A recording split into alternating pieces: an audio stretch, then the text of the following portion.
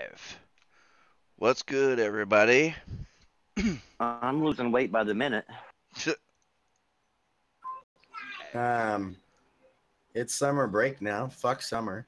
Yeah, fuck summer because it's fucking hot, dude. Fuck you both. I love summer. We're already here in Oklahoma. We're already getting up to 110, 115. Yep, I'm in the desert. I feel you. Okay, but you have. If you look at your humidity level there, it's like 0 or low. If you look at our humidity level here in Oklahoma, don't ask me why, because we don't have any fucking water sources around our fucking state. But our What's up, Cyrus? humidity level sits around about 60 to 80%. Dude, I mean, like, you can go outside and just start pouring sweat. I know. When I walk outside, it's like fucking walking into an oven. It's just y'all. I mean, y'all have just a different heat. Y'all have a more dangerous heat though, because y'all can't always tell when it's like super hot. The people that live there for a while, obviously you can because you came from California, but others, they're so used to it that they can't even tell that hot outside. No, I'm starting to get to the point where I'm used to it. I'm like, oh, it's only 107. Fuck it. At least it's not 120. Let's go. Fuck all that, man. That's 107. That's a good video game day, man. once it gets Not over here 90, because the it's internet all the same. dies. Yeah, see, but y'all are fucking weird, man. I'm telling you, man, their shit dies in the heat here. How does that even work? They didn't use proper shielding of cable. No, like They the must have whole some- area. It's like Yeah, they their must lines. have. Yeah, that's what I'm saying is they must have some really old cable lines. Or maybe the actual like building Main where line? well, no, like the server farms, they might Ah, like the AC stops working that well enough and they overheat or something. I don't know. It doesn't seem like that would happen though. I mean, I don't know, dude. Poor Brim. He's fucking buying new modems and shit, thinking it's him, and no. I'd be pissed. I'd be pissed too. I'm like, you want me to pay for this shit service? And you family share on fucking Xbox, and the internet goes out, you basically have a paperweight. It looks like a VCR. So Yeah, I learned that the fucking hard way on Xbox. Well, same thing on PlayStation. If it's all digital games, you can't play your digital. Like you can be in it, and then eventually it'll just kick you out of it because it goes to Yeah. try to verify your license. If only I had a PC, I can play all my games offline. Oh, you know what? They're not good games. They're fucking I have mobile games. nothing but good games, sir. You have nothing but a list of mobile games that even mobile didn't want.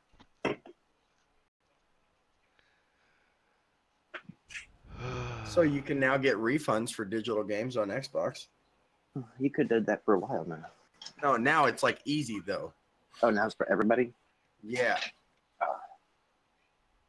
Um, Oh, and I'm gonna get Fallout 76 for free why? because I'm saving bottle caps. You I'm do gonna realize mail it. them bitches to Bethesda. How many? I have no idea, but that one guy that did it for Fallout 4 got like the collector's edition or whatever because he saved bottle caps. You really think they're gonna do that though? I don't know. It's worth a try. I drink enough soda, and like it's summertime, so Zima's back. I'm gonna start drinking Zima on the weekends. So You drink Zima? I love that shit. Oh my god, that stuff gives me a headache. It's like a girly drink. It's a citrus alcohol drink. What's not to like about it? And Alka more Seltzer. alcohol than beer. Yeah. It can have all the alcohol it wants in it, but ugh. I used to drink that a long time ago whenever I first started getting drunk and then upgraded to actual beer. It's not an upgrade. Oh yeah, it is. The taste of it lies. The very first time I ever got drunk was from Zima. I used to steal them from my dad when I was a teenager. And yeah, so and it's just something that sticks with me. Hey, I mean, if it works, it works. That's why I like Miller. My grandpa used to drink Miller once, like a long ass time ago. That's the first beer I had. You do realize what Fallout 76 is, though, don't you? No, I'm just interested to see if I get it for free. It's an online only game. Building bases and stuff like that, with basically State of Decay 2 without the zombies. You sure it's not Fortnite? It very well could be a battle royale. Well, then PUBG is gonna sue him. Oh yeah, I mean PUBG will sue anybody that tries to compete with them. Online survival RPG. Yep. I still have a feeling it's going to basically be battle royale with RPG element. Well, it says it's going to be heavily inspired by games like DayZ and Rust. So I was thinking more like a those are both kind of battle royale games. Well, yeah, but it's back on battle royale. That's okay, not the main deal. Yeah, but I did say kind of. I mean, it wasn't. It's definitely not a Fortnite, but it's still not a. It's not a Fortnite with more depth. Yeah, but it's not a Fallout game. Well, no, one of its best qualities. It would just be a multiplayer Fallout game. Asked for a fucking multiplayer Fallout game. Oh yes, I've been wanting that for forever. Fuck no, man. As soon as they said online, I was nope. Oh, that'd be so fun because that would take. Nope. It'd be all the exploration and scavenging and all that of a Fallout game. Nope. With the having to survive with a whole bunch of other people. It'd be fucking great. Nope. It'd be exactly what I wanted from a game like DayZ. Because I can't have people in my freaking ear playing a Fallout game. No. Well, you wouldn't have to listen to anybody else. Rambo. Yeah, but its then best it becomes quality boring. is it's not like Fallout. I like Fallout though. I've never played a Fallout game, so I'll just show you. I don't really like Fallout 4 though. I mean, because Fallout 4, I liked it, but I didn't like it as a Fallout game. Fallout 4 is a great action adventure title, but terrible Fallout game. So when Isn't that the one where you're looking for clean water basically the whole game? No, it's where you're looking for your baby. No, you're constantly on the lookout for duct tape and super glue. Well, I mean, truthfully, yeah. Why don't they just call it Redneck Simulator then? You're really, the main purpose is actually trying to find your baby, but yet you spend more time looking for duct tape and silverware than you do anything else. I mean, it's bitching at the developers of why you can assemble something like a toaster without a screw. I mean, here it is. Here it is, Shane. Imagine you and your wife, and your wife she just had a baby. Dude, that's scary. Please don't. That's your only baby. Oh, so all right. Pick the one out of your litter that you like the best. You can't like one the best, Rambo. You know this. Oh, you can. You just have to tell them. All right, fine. I got it. I got it in my head. All right. So y'all go into a vault because the nuclear war, happened, and then something malfunctions, later on, and all of a sudden you are released. Well, your thing doesn't open, but you can see them take your wife and the baby, and they take off with you, and then all of a sudden your thing opens up. But then when you come to find out, you actually woke up like a bunch of years after your wife did. So you don't know where the hell your wife and your baby are. So no, you see him shoot the wife. Yeah, you see him shoot the wife, but the baby's gone. They take the baby. So let me ask you this: if you get out of that vault, and a bunch of these innocent bystanders that you don't know start asking you to help you with fucking settlements to get, clear out settlements so people can make a life for themselves, are you gonna do that, or are you gonna go look for your baby? I'm gonna look for my baby. Yeah, this guy the whole story is like, I need to find my baby, but a settlement needs your help. Another settlement needs your help. Another settlement needs your help. You're like, okay, well, let me go. Let me go help that settlement. Fuck my baby. It just, the storyline of the whole thing is just like the story. Let's put it this way: the narrative part of the action adventure game of Fallout 4 sucks. it's like a story that you don't even. The main narrative, because I still like all the side you quests and stuff. Yeah, but you don't give a shit about the main narrative, and Yeah. that's the main selling point of a game like that. The main And narrative when in the 3 was way better done. Yes, it was. And when you play, it was pretty bad when the side quests outdo the main quest as far as narrative. And that game, I mean, it was just trash. It was like the whole fucking game. You're going, why? Why am I helping you when my baby is out there? My son's out there somewhere, but yeah, let me help you with your fucking settlement. You know, like it just pisses you off the whole fucking time. And it just gets to the point where you don't even give a shit anymore about the narrative. You're just simply going and doing shit and fuck your kid. You'll find him sooner or later. And so, I mean, but it was a good action adventure game. It just wasn't a Fallout game because the RPG thing, they took a lot of the really heavy RPG mechanics out of it. You know, it's they made it too it's easy. tough because that's the thing. You can't have the same kind of mechanics that the original Fallout games had in an actual shooter. But in Fallout 3 you could. But it still wasn't the same. No, but I'm saying you could have, though. But I mean, you could have used Fallout 3's RPG. They could have used Fallout 3's. True, they could have, and that might have been better.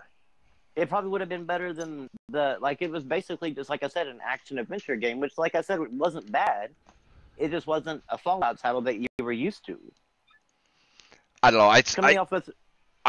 Coming off of 3 New Vegas, I was pretty let down by the whole. I think Fallout 4 is a lot closer to 3 and New Vegas than 3 and New Vegas are to the original Fallouts. So but I mean. Well, that's the thing. So I don't.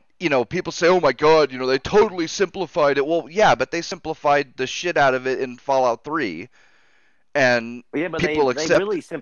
But they really simplified it for. I mean, you could tell they didn't go for the Fallout audience. They went for a broader casual audience. And I mean, I don't know. I mean, you can like it or not. I personally don't. I didn't care for it as a Fallout game, but I liked it as a action adventure game. I agree they simplified it a little too much. I don't know. Like I said, it's tough. It's hard. It's one of your favorite games, so. Oh, it's definitely not my favorite game, but it's one of my favorite games. I said one of your favorite games. We all know Overwatch is your favorite game. Oh God, no, not anymore. Fuck, man, and Blizzard seems intent on doing everything they possibly can to kill that fucking game. What's funny is they said that they either won an award or they did an ad that said that they have the best ongoing game. And I'm like, wouldn't that title go to Fortnite? Yeah, what's the metric they're using to? Yeah, like where at what point do you like? Cause you're being blown out by the number of players.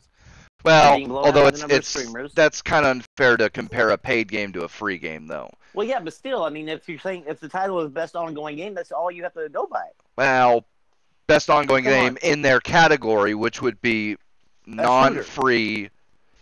Oh, wait a minute. No, there's not. We don't have a category of non-free. Well, you got to compare it. You got to compare it with like game. Like with like. You wouldn't say. Even then, PUBG still would even. Yeah, that's true. PUBG would outdo them. That's true. It's just funny that they're. I guess they're in. I mean, well, maybe they were. Maybe they're going are the best SJW shooter. Well, or maybe I was thinking more like esports. Could be, but I mean, I really wouldn't put it past Fortnite becoming an esport. Oh no, they'll probably definitely once they release become an esport. I mean, unless they're they've released the full game.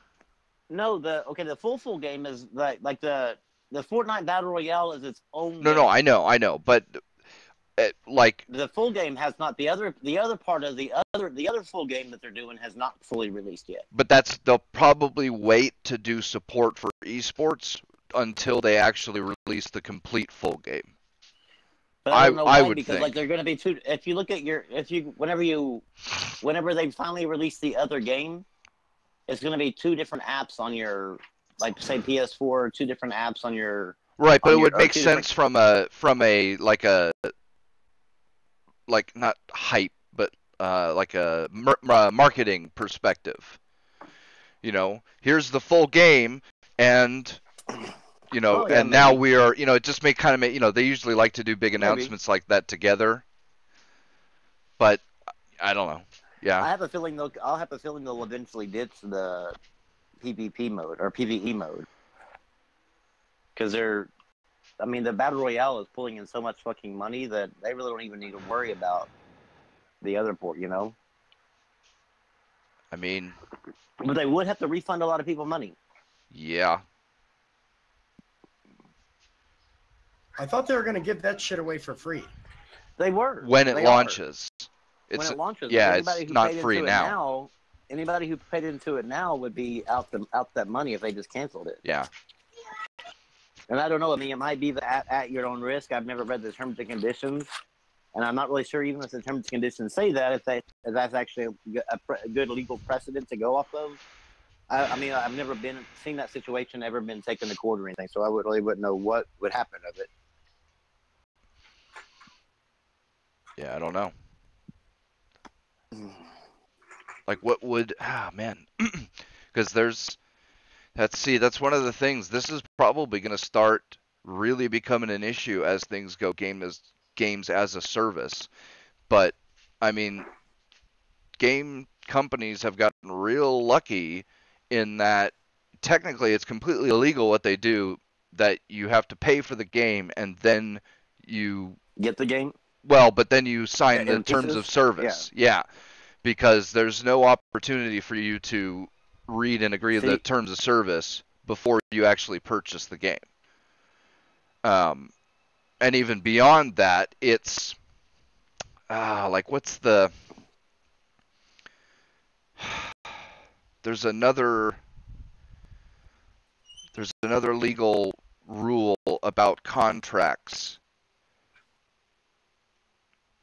Yeah, that's something similar to that, but even beyond that is, I mean, there's lots of things that even if you include it in a term of service or a contract, you can't hold anybody. Yeah, it's still illegal. That's the reason why until somebody sues one of these games as a service company, we really don't know what the legal precedent's going to be of it. We can only go off of the terms of service as of now, because we don't know what if a judge is going to uphold it or a judge would overrule them. And like I said, they're lucky that this hasn't come up yet, but I think as they go more games as a service, it's going to come up. Especially if they start happening more and more like how State or Sea of Thieves released. Exactly.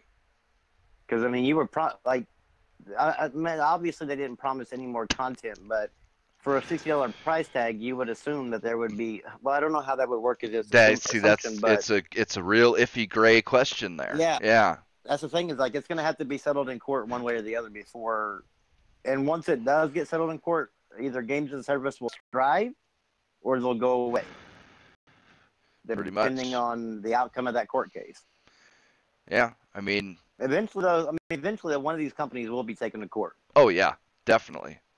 And I bet I know what's going to happen, too, because it'll be the stuff like Sea of Thieves, so that'll be real difficult because, nothing was promised, or, in a hypothetical situation. They can literally not promise anything. They can just show screenshots or a video or something. So that, and if you buy it, you're just stupid. Exactly. But... Yeah. What happens when you purchase a game as a service, expecting it to at least go for a couple of years, and they end up shutting down? It's a multiplayer game, and they end up shutting down all the servers after like 3 months. I'm certain that's going to happen. At least a few. I don't know how long. I would almost. Sea of Thieves might be. Yeah, I don't know how long they're going to go, but. Plenty of people probably bought it expecting that, it'll go 10, 15 years like a whole bunch of other games like that go. And it's if you were going to market your game as a service, well, service comes with limits. Well, listen to what Sea of Thieves limits is. They're big next. Explicit limits. Yeah. You know, They're you they're buy a service from a company, they tell you it's, when you buy your insurance, it's not an open-ended thing. It's you it's on a pay us 6-month this policy. month, and it's a 6-month policy. Yeah, right now they're getting away because there's just a unspoken agreement that it'll at least go for a few years, say, or something like that. It'll go for a decent amount of time, and then they'll continue to support it as long as they reasonably can. And if it goes, Well, Sea of Thieves is going to run into some trouble if they continue this kind of updates, because their first meaningful update, which happened I think this past Tuesday, is for a limited time. Wow. The items, the cosmetic items that you can get from the traders are going to remain there, but the actual content, the goes ability away. to get them. No, you can still get them. Oh, gotcha. The But other actual content. the extra content where you get to do extra things or different things is going to go away, and then you're going to still be stuck with the 3 fucking quests. Man. I'm like, That's what horrible. are you doing? Like, if your game is hurting for content, why are you not leaving this shit in there? That makes no fucking sense. I don't know. I mean, Sea of Thieves, I think, is going to go by the wayside eventually, because, I don't know how. Unless players are just that fucking desperate to play a game, Well, that they'll sit there and continue playing it just to fuck around with friends. I know I've there's a lot of seen people weirder. like that. I Yeah. know it's not a great comparison because this game actually had tons of content and shit, but man, what was that? It was one of the first massively multiplayer online RPGs, and it was like a Diablo 2 or a it was a top-down type of thing, and it was I think it was Dungeons and Dragons. The Ultima. Baldur's Gate? Ultima Online. Oh yeah. Yeah, Ultima Online. I can't remember which one, but there was one of the really early ones it's seriously been going for like 28 years or something like that. They're finally closing down the official servers, Good Lord. sometime soon. And like I said, it's not exactly a great comparison because, that game actually they has had content, right? But, I mean, who the fuck would have thought that a game, and literally it's just a 2D pixel art type top-down. It's a lot like Fallout or one of those. It's not turn-based, but yeah, and it's been going for almost 3 decades. So who knows? Maybe they'll put out a shitload of content and it'll all of a sudden become popular. Stranger things have happened. Yeah. They better do something though. The concept behind it is really good. Yeah. It just has no content to keep you even the content that's in it doesn't even give you a meaningful progression to make you want to progress. Yeah. Like I could easily see you doing the exact same 3 type of quest or whatever over and over again if it actually gave you sword that does more damage and a bigger boat or something, something that you could use out in the world of the PvP part of it. But here it is. You're just basically you're getting a more expensive sword, but it literally does no more damage, and it looks no different from your really cheap sword. Oh man! So, and how about letting people pick to be either a pirate or a Royal Navy guy, and then there's not even a Royal Navy thing in there. Well, I know that's what I mean. Yeah, so that would be a perfect thing. 2 factions, and you get like the Royal Navy guys has a list of all the top pirates, and so you get a bigger bounty for the higher up on the list the people you capture are. And for the pirates, obviously they can raid like that would merchant be a perfect ships. update for it because yeah. Right now, it's just basically run to an island, get something, bring it back. Run to an island, get something, bring it back. And imagine just like you could group together like a couple of different ships could all band together and go hunting after like a certain guy, and then the pirates could band together a couple of pirate ships. Oh, dude, it'd be epic. Maybe in a later. Maybe in 5 years. Yeah. Yeah.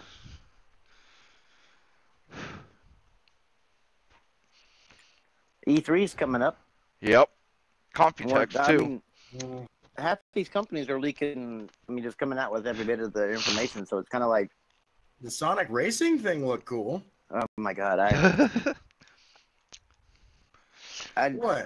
just don't like the little kart racing games. I've never enjoyed them. Crash Team Racing, yo. I never even enjoyed that, man. Really? Yeah. It's kind of fun. I don't know. It feels mindless. Like it. I mean, maybe something that you put on when you're trying to wind down and just fuck around for a little bit or whatever. But Let's go. I'm really into like the stories that like drag you in and stuff like that. Or the narratives that drag you in, whether they be a third party or a first party. But like Crash Team, like the racing ones are just they get boring so fast. Those I can are only the play 'em for so epitome of a party game. Yeah. Because those are super fun when you got a whole bunch of friends, and it's real casual. You don't, it's not some Well, yeah, you're all racing against each other. exactly, and it's real Yeah, having a good simple. time. It's nothing too complicated. You don't have to learn a whole bunch. It's just a whole bunch of firing shells at each other and dropping bananas, and yeah. Yeah, I call the new Pokemon game Pokemon Go Go. Pokemon Go Go. Because that's basically all it is Pokemon Go that you bring home. And then you get to battle, some Pokemon or whatever. But you're literally just sitting in your... Yeah, you're just literally sitting in there with your one controller throwing a Pokeball at Pokemon. So would it be Pokemen or Pokemons? Which would be the appropriate plural of Pokemon? I have fucking no idea. I always well, just they're call not them... men, so it's not Pokemen. I just call them Pokemons. It's the abbreviation for monster.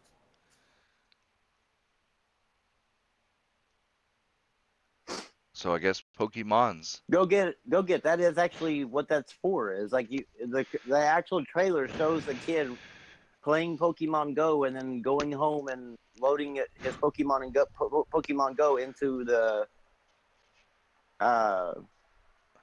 you can, or Let's Go. It's like basically where you can it bridges the gap between the mobile players and the home players. The Pokemon you catch out in the world on your phone, you can take and throw into that Switch game and battle other trainers that way. Well, that's the thing. Do you have to still do the Pokemon Go app to catch them? Yeah, yes. if you're doing it on your phone. No. But I mean, like.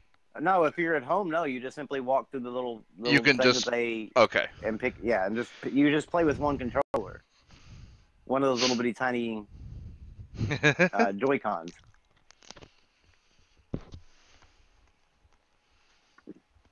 I don't know that Pokemon. I'm not even interested in Pokemon, and it became popular after I had kids, and my kids were liking it and enjoying it, but I didn't enjoy it at all. I played one of the original Game Boy ones, so that was about it. The original Game Boy ones are the ones that suck you into it. Pass. I'm gonna do a pass on the Fallout 76 and the Pokemon. I'm just looking forward to Spider-Man.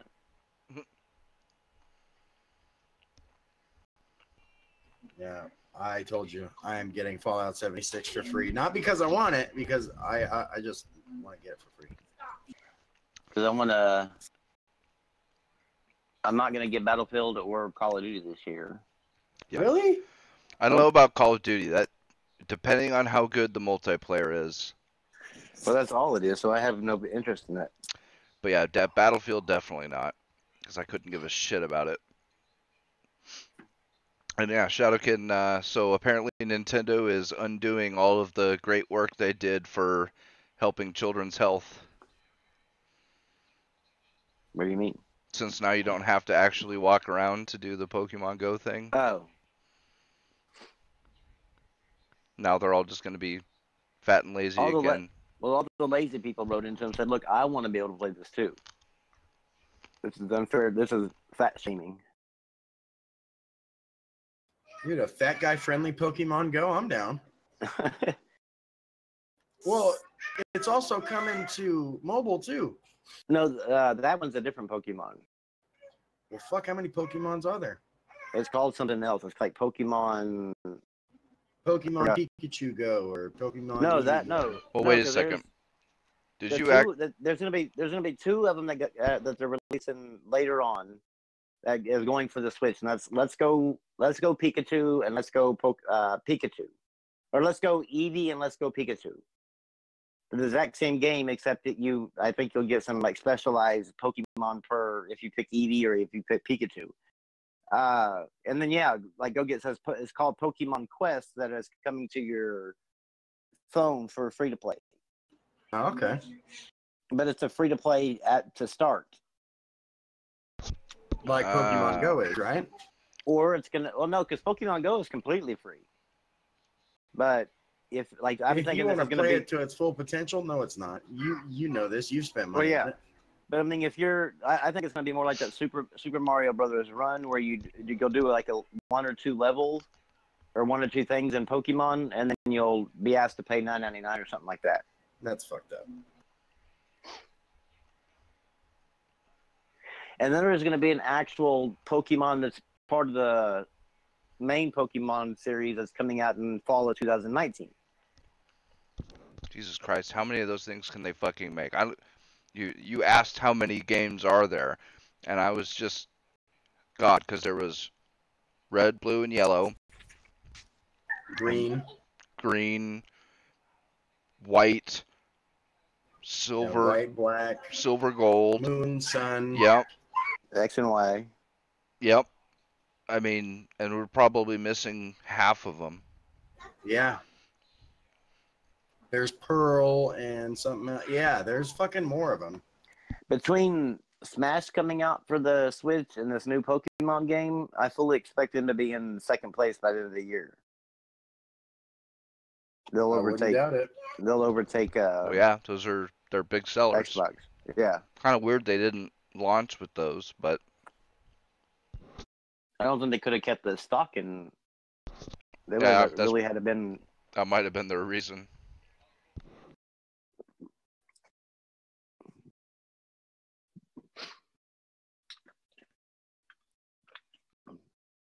Crackdown 3 looks like it's going to be delayed again.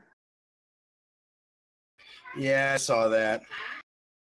At this point, wouldn't you just say it's better off canceled? No, it's better off being a launch title for their next console.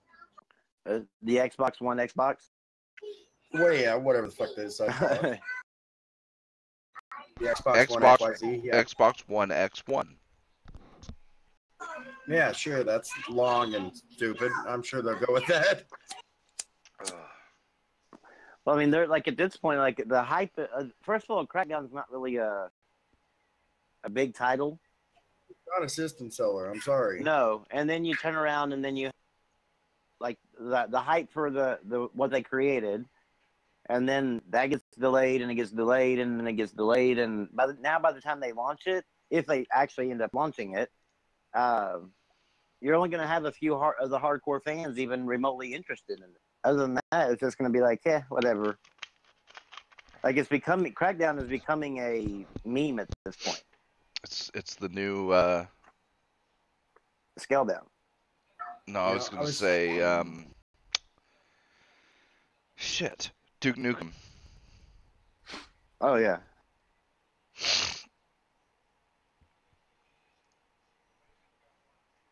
I think they need some. I really don't know what Xbox can do at E3 to really pull them, pull out even remotely a win. Like at this point, they'll be like, guys, we're just trying our best to make it to fucking next generation. Just please bear with us.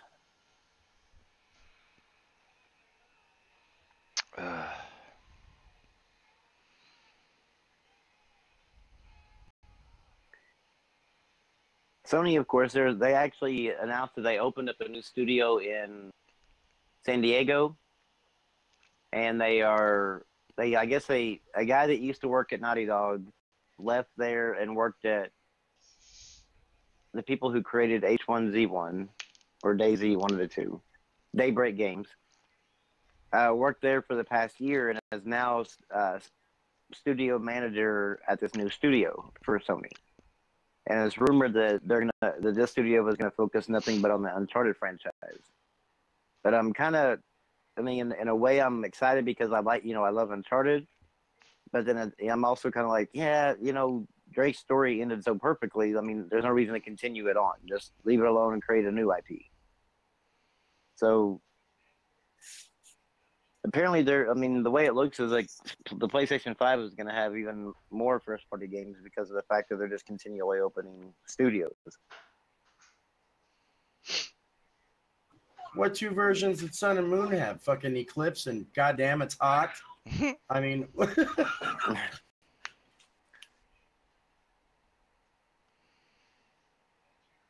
Yeah, it seems like they could. I mean, Jesus, how many Pokemon are there now? there was like 150 something when we were growing up. Well, that's what this one that you're going to be playing. The Let's Go Eevee and Let's Go Pikachu is going to be the 150 original 150. Good. Plus, it's going to have some from Alto or whatever. I guess the Pokemon Go franchise, wherever those Pokemon are from, the Alto.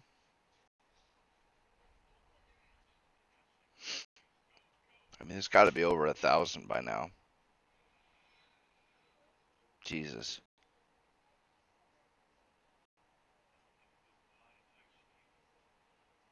You'd think people would get tired of it. Well, I mean, just in Pokemon Emerald, there's 586 of them. But that's including all the ones from the previous ones. Well, it says it counts 200 Hoenn and 386 National. As of the 6th generation games, X and Y, Omega, Ruby, and Alpha Sapphire, there are 719 different species of Pokemon. Jesus. How do they come up with 720 different ideas for fucking little monsters? Don't ask me. In 2017, they asked, and there was 807 species. And then there's 27 that are unknown. So I would take that as you could look at it as 834. It's a lot of fucking Pokemon. Now, will they ever make a game where all 834 of them are in there? And you have to catch all 834? Well, that's the newest one should have all 834. Not the one coming this year. No, but like the last whatever official one. Oh. Yeah, the next year for the Pokemon RPG. As far as I know, all of the sequels have included all of the ones from the previous ones. So whatever was the ones after Red, Blue, and Yellow had all the ones from Red, Blue, and Yellow, plus then all the extra ones, and it just kept going like that until now there's fucking 800 and something of them. Yeah, I don't know anything about Pokemon. The only the first 150 are the only ones that make sense, and even some of those don't. The rest of them are like, it's real simple. Like, if there's an animal, like in real life, there's a Pokemon version of it. Then if there's an insect, there's a Pokemon version of it. And I just caught some like a couple weeks ago on Pokemon Go that I was like, really? They did this? I forget it was a household item. I forget what it was, but it was a fucking Pokemon. Spatula-Chew? It wasn't far off from that. Oh man, that makes me want to launch the app and go through them. But it's something crazy like that. Oh God.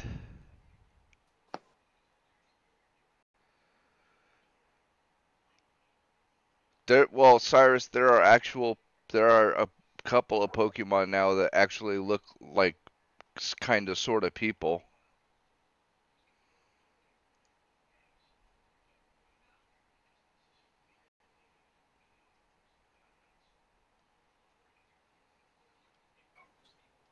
I don't know if Pikachu's male or female. I didn't even know they even had sex. Yeah, they do. Like when you catch them in Pokemon Go, like when it pops up and shows you all the details of it, look, it'll have a male or female.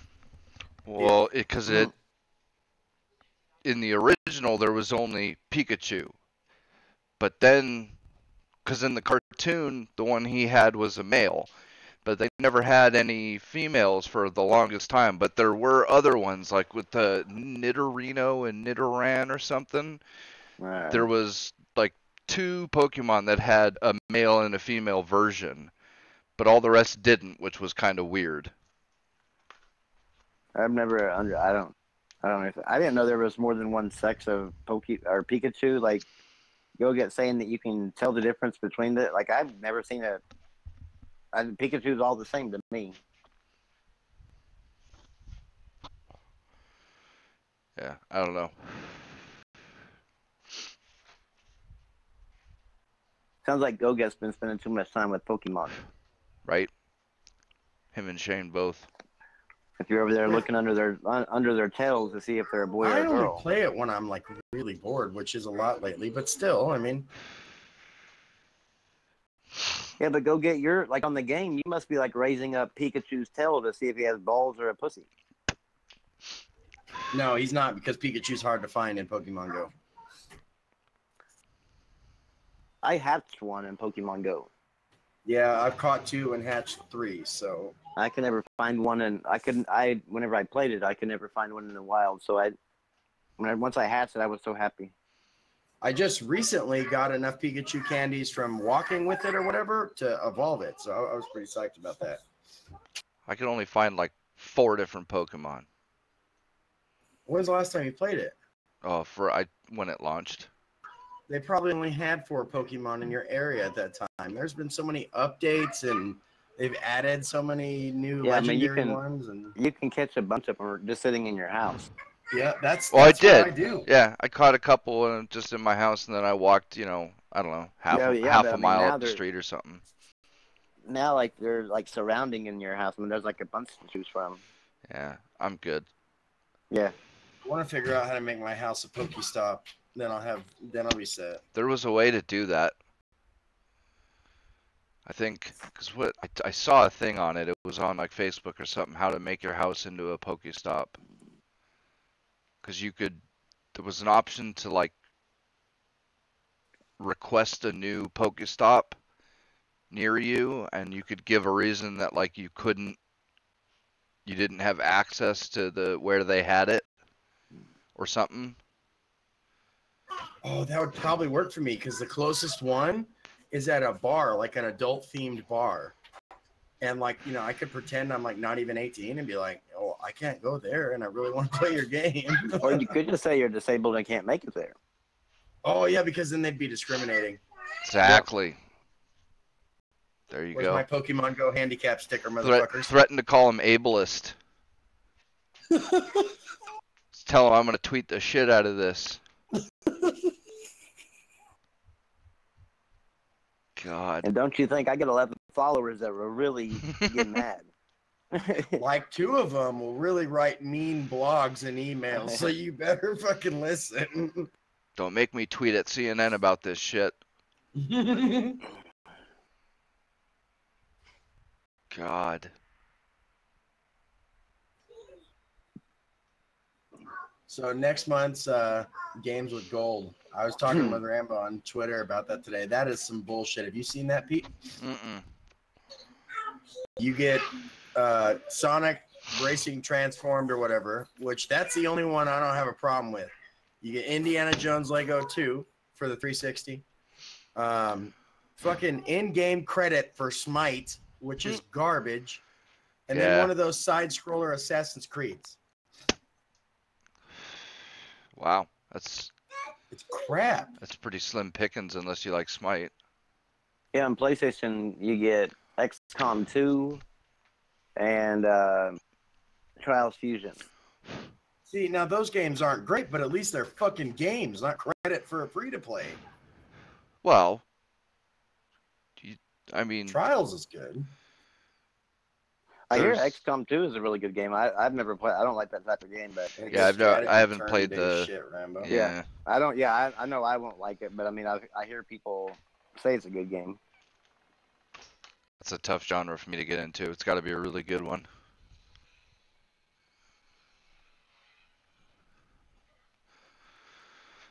I I mean, it's not saying much, but the only like turn-based thing that I can even play is the South Park series. I mean, that is only because Well, of the humor or else. especially the turn-based where it's like a grid. Yeah, Yeah, that's tough. I mean, I don't mind like I really liked on Game Boy Advance, Advance Wars.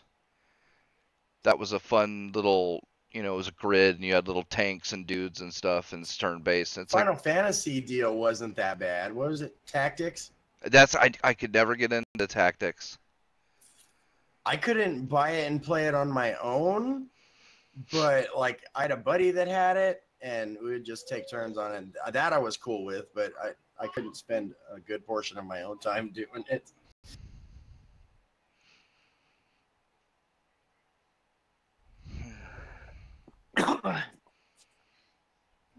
Oh, so before you got in here, Rambo, or before like it recognized that you were in here or whatever, I asked Pete what he thought about the Roseanne thing. What do you think about that? I mean, I get it. I mean, I agree with the fact that ABC can do that because I mean, they're a private company; they can do it. I just wish that the same punishment would be dealt to everybody who does the stupid shit like that. ABC is not a private company; they're publicly traded. Yeah, but it's still a private business. Like it's not publicly owned. There's an owner, yeah. Yeah, so I mean, it's still a private stocks. company. Well, yeah, but I mean, it's still a private company. Like it's just publicly traded. But I mean, like because you can make money off. It's not them, government owned. Yeah, it's not government owned, and so they can make that decision. But I just like The View and Joy Behar. And Yeah, all the Stan shit that the Christians. people on The View have done, or how about when they all were laughing about the guy who got his penis cut off by his girlfriend, and then she threw it into a field or some shit, like, yeah. What about the NFL saying now if you kneel you're fined? I think that's hilarious. Because people are trying to say they're taking away the right to protest. I'm like, no, you can still protest. You just have to go to not while you're on the clock, though, motherfucker. Well, yeah, you can. Yeah, you can. They said they have to. They just have to. They can stay in the locker room until the national anthem's over. Yeah, and then the owner of the New York Jets said, "Come on the field, kneel, and I'll pay your fine." I mean, he's like totally against it. Well, he's gonna be a broke motherfucker. Yeah, dude. I'd tell all the Jets players to do it all simultaneously. And be like, yeah, this team's now bankrupt. Right? I mean, I agree with the NFL ruling on this because you can't go to work and try to like while you're dealing with every customer you deal with, you talk to them about abortion, whether you're pro-choice or pro-life. See how long you last. Yeah, see how long you keep your job. You won't. Yep. I mean, real life is not like WWE. You can't Stone Cold Stunner your boss and get away with it. Sorry. Flipping the bird and drinking beer. Well, Cyrus, what did the president say that could be even remotely related to like what Roseanne said? He hasn't said. What were Roseanne's exact words? That woman was if Planet of the Apes and the Muslim Brotherhood had a baby, it would be this woman. Yeah. And then Pete didn't know, and I didn't know, but didn't she blame it on Ambien? She said she was Ambien type, in which, I mean, if you look at the warning label of Ambien, it says it may cause bizarre behavior. But then Ambien put out a statement saying what she did. That racism isn't a side effect. Yeah. I thought, well, that's kind of that. Well, is racism not bizarre behavior? Not if you're already racist. Well, yeah, but they said they like her. Not that any of that is racist, but all right, fair enough. But I've never known her to be racist. Like I've never seen anything racist about like what she's done. And people use it saying about like the birther movement. It's like I never linked the birther movement to racism. Y'all, I mean, people did because, well, the only reason you're asking for his birth certificate is he's black, but nobody ever came out and said, hey, you're black, so we need your birth certificate. Well, not to mention they've asked for other presidents' birth certificates before, and none of them were black. Well, I mean, I don't think the president has said anything bad. Like that would, like, I just don't. Like they've taken like his content, the words of what he said about the MS-13 people out of context. They took what he said about the illegals crossing the border out of context. They've taken basically almost they've tried to paint him as a racist, but yet he's never. From what I understand, he's never said any kind of racist things. In fact, all the people who are painting him as a racist actually liked him before he became president. All the powerful people, I guess I should say. Donald Trump, before he became president, was not a bad guy. He was hanging out with all the black people that are calling him racist now. I mean, there's literally a picture of him getting I can't remember what the name of the award was, but it was some award for advancing color people. Oh, I know, Cyrus. I know. I wasn't saying you were saying that. I was talking about just regular people, just like that. That was their complaint about him. Standing right next to Rosa Parks. Yeah. So, yeah. And it's not that he's a bad guy now, but with all the media attention, everything's magnified and turned up to 11. He's just somebody who probably should stop and think before he speaks. Job. Because, I mean, there's a lot of stuff that whenever he says it, sure, it's funny, but for the good portion of the time, instead of anybody really focusing on the matters at hand, they're focusing on a fucking tweet he said. You know what I mean? It's like, I'd rather... people actually focus on the problems that the country's facing rather than how mean the New York Times was. You're assuming that even if he did stop tweeting, that they would actually. I'm not assuming that. I mean, like I said, I mean, there's no way to know, but I mean, at least if he wasn't doing that, we would be able to find out. I don't trust the media at all. No, I don't think they would, because there was, they would start. There was that thing where they were going on for like a whole week or two about him eating Kentucky Fried Chicken on the plane, and then there was there's been like 4 or 5 different times. Oh, I know, yeah. Where there wasn't, he wasn't tweeting or anything, and so they were doing some crazy shit on. How many Diet Cokes did he drink? Exactly. Who fucking cares? He had 2 scoops of ice cream. My fucking God. 2 scoops of ice cream. Jesus. Oh. Yeah, I mean, I've just gotten to the point to where, I mean, the media has become, like, their takes are just as bad as Donald Trump's takes. You know what I mean? Like, it looks like a bunch of cats fighting on Twitter. Honestly, I prefer to know how many Diet Cokes he drinks, and I like the fast food selfies when opposed to today's shit. I'd rather go back to that. What was today's shit? Everything, dude. Like, fucking racism. I don't know. What was he being accused of last week? Whatever it was. Fucking every week it's something new. I want to be able to open Twitter and not see anything Donald Trump did as a top trending hashtag. Unless it's like, fat short fingers eats KFC with fork. Whatever it is. I mean, that's what I want to see. Because it's comical. But I honestly just have started to look at what they say now as comical as well. Like, that shit you posted in our podcast chat about digital PTSD. Yeah. Like, I started thinking about that. That's probably an actual real thing. Well, I just call it the snowflake disease. If you signed up to be a reporter and you can't handle just reporting on what Donald Trump is saying, then how the fuck are you a reporter worth your salt? Because you didn't hear anybody going to the war and reporting and seeing all that shit there and come back and like need, time off and, money for PTSD. They continue to do the job. These people are fucking whining because they're sitting at home fucking getting called fake news. Like, oh my God, I can't handle it. Speaking of wars, I'm tired of hearing about them. I want to see them and not actually be there. So Vince McMahon needs to get his camera crew and go and cover the next war with all those fantastic WWE camera angles. I'm talking, I want to see the bullet enter a skull, the guy hit the fucking floor, and the dust pop up from the ground. And then we can have JR on the side going, "It's an RKO out of nowhere." Exactly. Oh my god.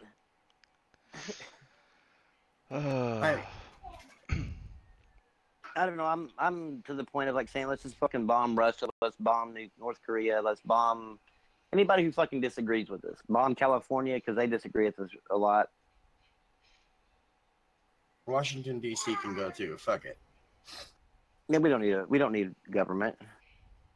Just take the middle of the United States and like. Fuck no.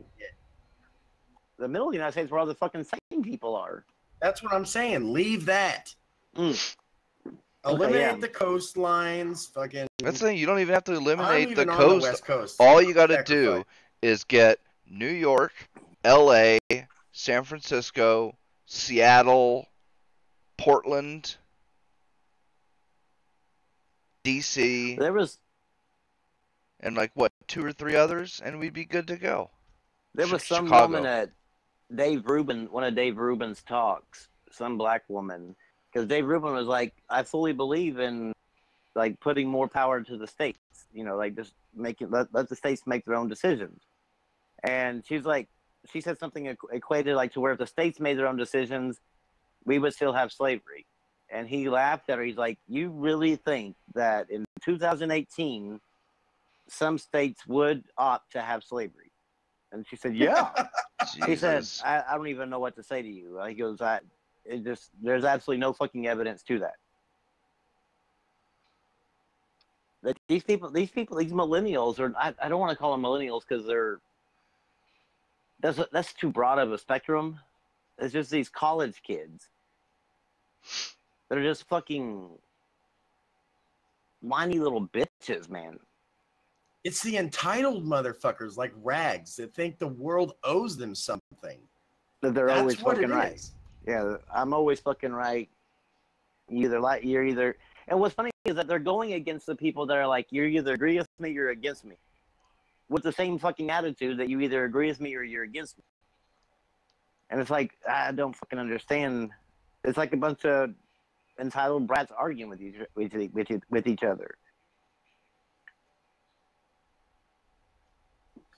There was some guy, though, that the New York Times, it was funny as hell. I mean, I wanted to reply to him. I thought, fuck no, I'll get banned. But the New York Times, I guess, retweeted an excerpt from some unknown source. And this guy used that tweet and said, if this isn't evidence of, obstruction of justice, I don't know what is.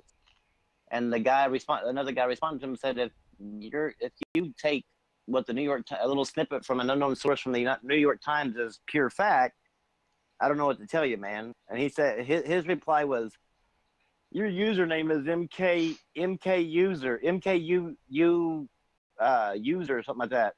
Oh, nothing. Need I say more or something like that? I'm like going. I wanted to reply to him going, oh, you really got him. You really showed him how right you were. Like, what the fuck? I mean, if you're not refuting anything you fucking said. In fact, you make what he said look actually more right, because instead of actually acknowledging what he said and responding to it, you're trying to make fun of his fucking username on Twitter as a way to say, haha, I'm right. Like, these people, oh my God, these people, natural selection needs to happen to like college campuses. We need to allow drinking, allow drugs, and just see what happens.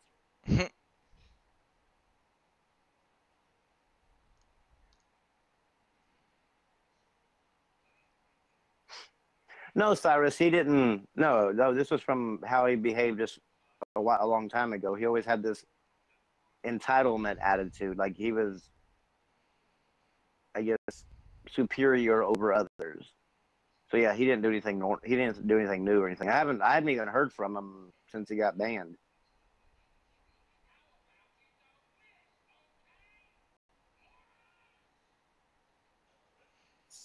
Yeah, still haven't seen anything about the GPP. The GPP won't let me be. That game active shooter has been pulled. Yep. And I'm actually glad. At first, I was kind of upset because I was like, here it is, creative freedom Wanna get is a under drink? attack. But come to find out, the developer of that is a known troll. Yeah, he's done some shady shit a couple of Yeah, times so it looks before. like, to me, it looks like they were. I always had this look in my, like a suspicion in me that has somebody from the opposite, gun control side created this game in an effort to spin a narrative.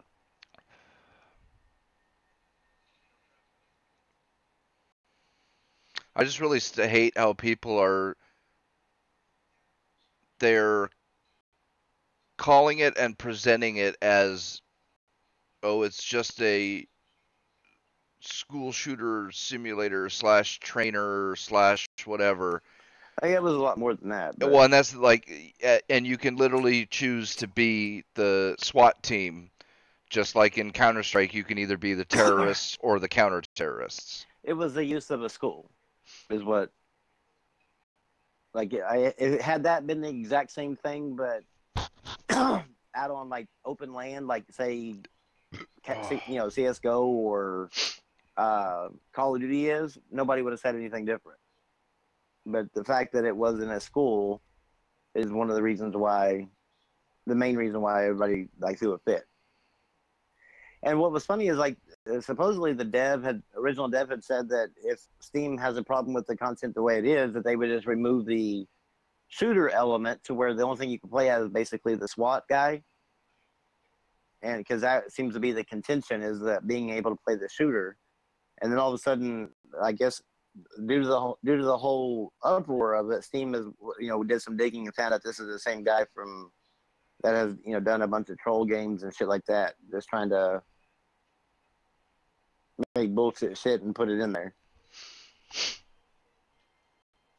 But I still have a feeling that there was some sort of funding behind it or motive behind it in order to let it sell, to use a narrative that game. We now have a direct link between that game and a school shooter. Ugh.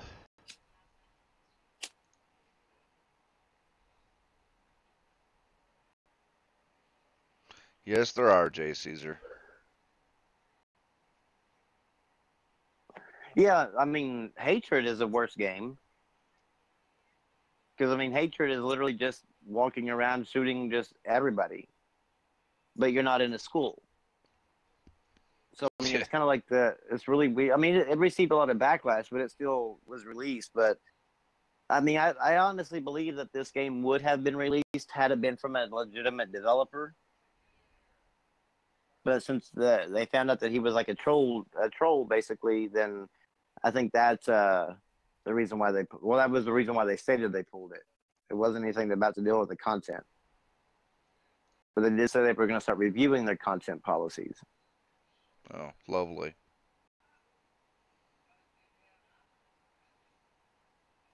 This all seems like an awfully convenient timing. I'm telling you, man, it seems like that this thing was done. Well, and then on a purposeful thing, and then with an Steam, agenda in mind. With how that message to the visual novel developers went, and now they're going to review their content policy. Like, it wouldn't surprise me all of a sudden they come out with a whole bunch of things they're no longer going to allow, or something like that. I don't know. Oh, and then the EU in 2 months. Did you hear about this? They're going to vote on a law that would basically kill the internet. No. Oh yeah, the Quartering and Dave Cullen, Computing Forever, they both did a video on it. It's any link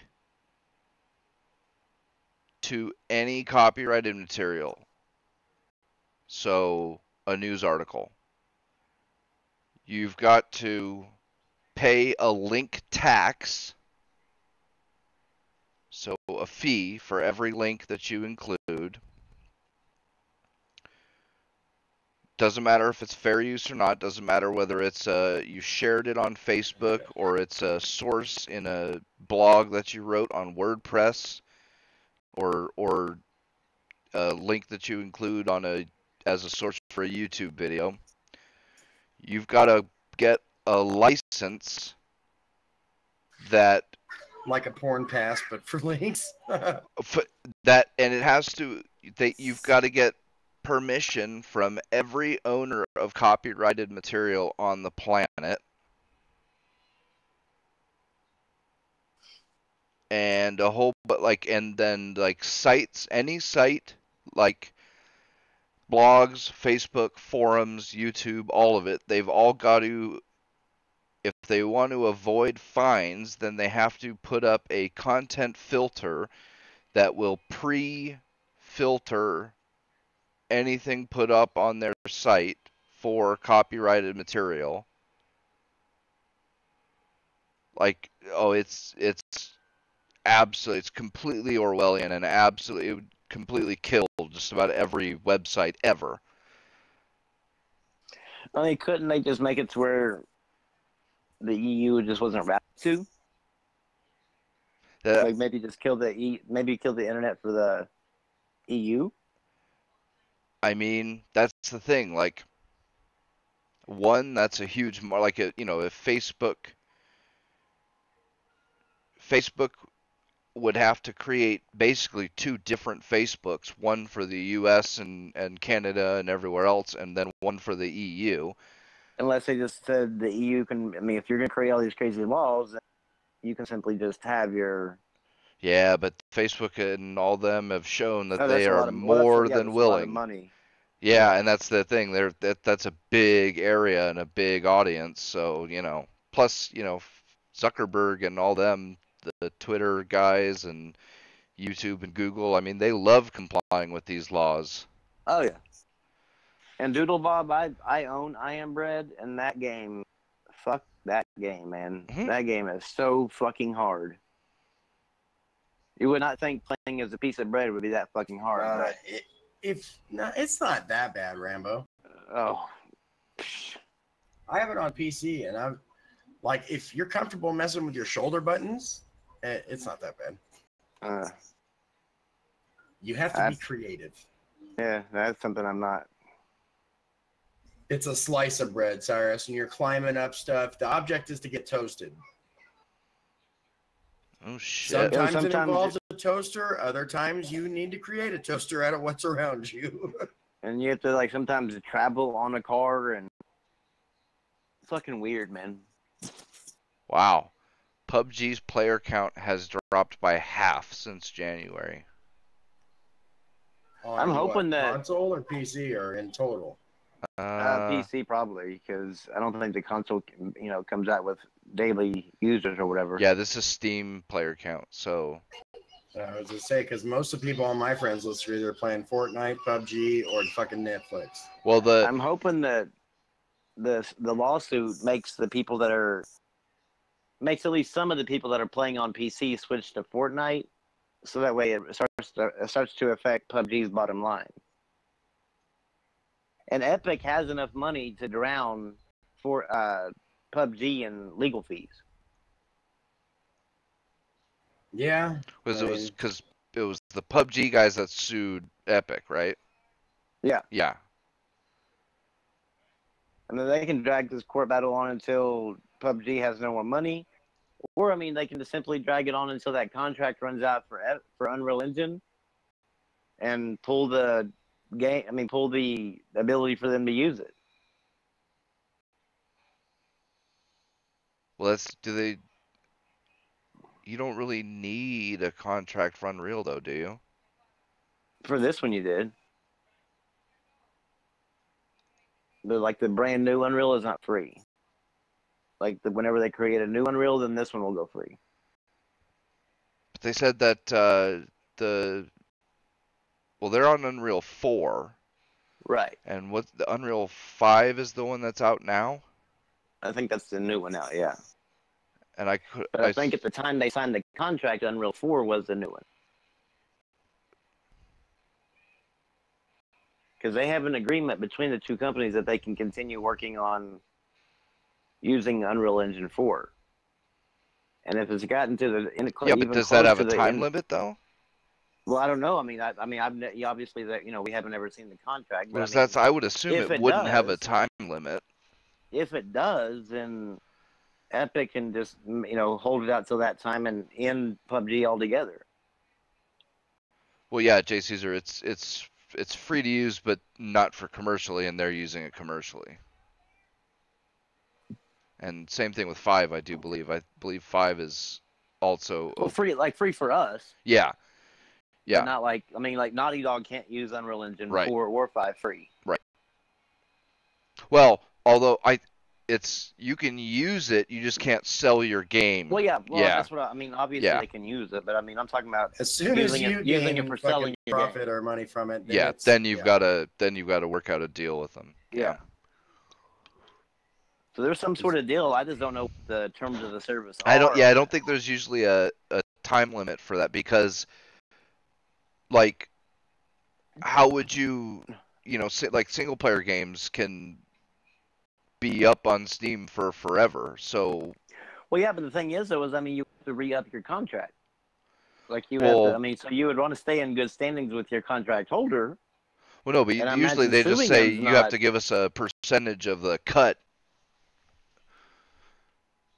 Like for however long I don't know. That's what I would. I don't think it would have like a time. It would just be however long this game sells.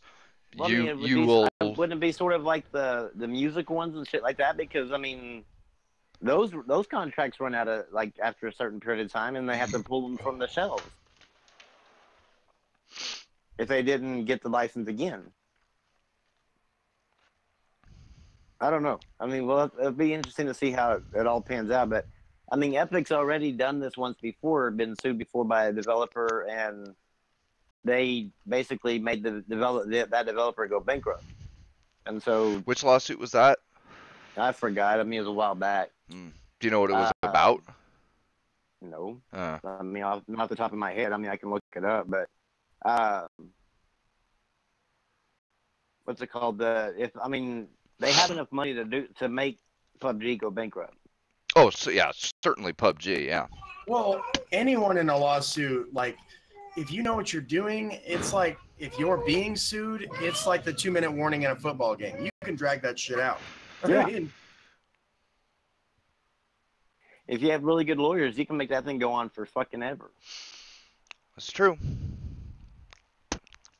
Kind of one of the reasons our legal system sucks. Yeah. Because they can. Basically, somebody can out money you instead of actually prove you guilty. Yep. That's a lot of the reasons big companies aren't sued for real stuff. Is that all the lawyers know that they'll never have enough resources behind them to be able to finish the lawsuit. Yep.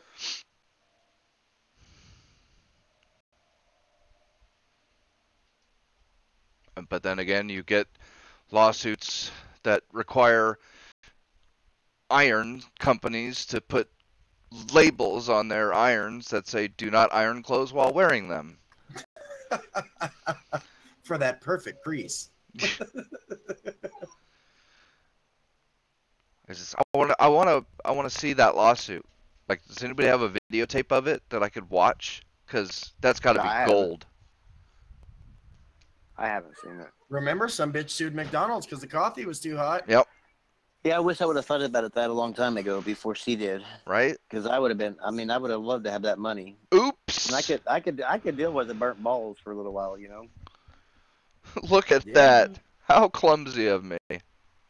I burned my tongue on some hot chocolate in an airport one time. I wonder if I could sue that company. Or the first few guys that sued for slipping on a wet floor. I know, fucking geniuses. Real innovators. God. Fuck motion controlled video games, Nintendo. You gotta make your money from a slip and fall.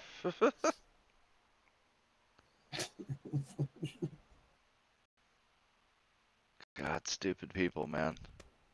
Fucking hate Yeah. it when there's a playoffs with fucking sports. That's all that trends on Twitter. And here you Everything were is just Stanley Cup. complaining about Trump being the only thing on I Twitter. want funny stuff. You not just can't be hockey. fucking happy.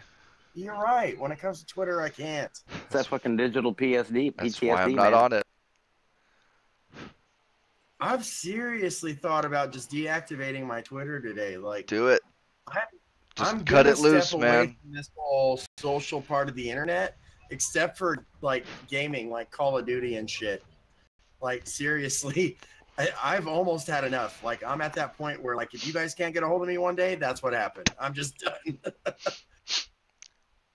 No, keep Facebook. Facebook's all right. You can, I don't get news about playoffs in any of my groups or shit like that. Oh yeah, you can really make Facebook your own. It's not like Yeah, you Twitter. can control the content. You see a lot better on Facebook. It'll still be in the little trending thing on the top right, but who the fuck pays attention to that? I I don't think I've ever even seen that. Yeah. I've seen it like twice, and it was, I don't know what was on it. It was some stupid shit, like an earthquake or something. I was like, oh, okay, that's kind of cool. Yeah, stupid shit. Fucking Chili's now like a cave. Okay. Yeah, man, Twitter, that's ugh. Remember when social media was cool? Jeez, man. Pepperidge Like Farm MySpace remembers. was, yeah. Pepperidge Farm. Oh, they're on a Snapple cap one time. Oh God. Oh. Oh man, MySpace. Jeez, yeah, I remember when that was the thing to do was customize your MySpace page. MySpace was so resourceful too. Like, when I moved up to the mountains as a kid, like I didn't know anyone even remotely close to that area. My first girlfriend I had up in the mountains, I met on MySpace before I moved there. I was like, it's so resourceful, and it was fun. And you had your own little blog thing. Yeah, MySpace is a lot more fun than Facebook. You could have music on your page. Facebook is just like cover photo, fucking profile photo. That's that. Very bland compared to MySpace. And you know the difference? Fucking Zuckerberg was like, we never go down. That's the difference. Whatever. I'd rather it go down sometimes and be entertaining. Well, it's not like you can't do both. MySpace is dead now. Justin Timberlake owns it. It's just a music site now, ain't it? Oh, Gawker's up for auction. And somebody, I can't remember who, but somebody put in a opening bid of like $1 million. Damn, that was me. Right? I wanted to stay anonymous, That's, but you had to out me like that. Courtesy of Hulk Hogan. That's why Gawker's up for auction. Like, dude, Notch, come on, bro. Buy Gawker and fucking tear the shit out of it. Or fucking PewDiePie. Come on, man. You got YouTube millions. AIM and ICQ. Yeah, Yahoo Messenger was good. AIM. Yeah, I remember that shit. You got hell. I got real good at typing with AIM. I kind of miss AOL. Like, if AOL was fucking, like, up to today's standards, I'd use it.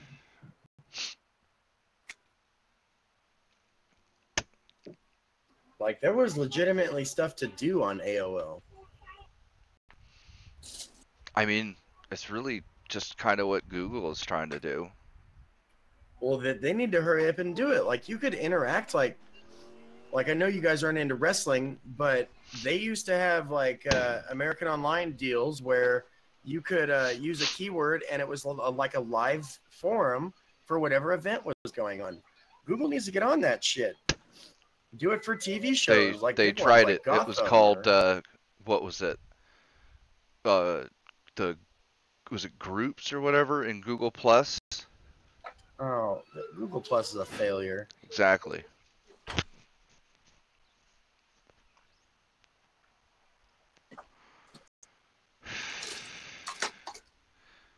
I mean, it was just like it's like what Google has done with your phone. Oh yeah, with the Google alerts, yeah. Well, and like they've got, the apps that, or you could set up widgets or whatever. I mean, that's basically all it was. It was just kind of like a website, and it had your email, and then it had news, and then it had like, your own personalized, like, like you said, whatever the forums or groups or whatever for your own specific things. But it was really just all that stuff in one place.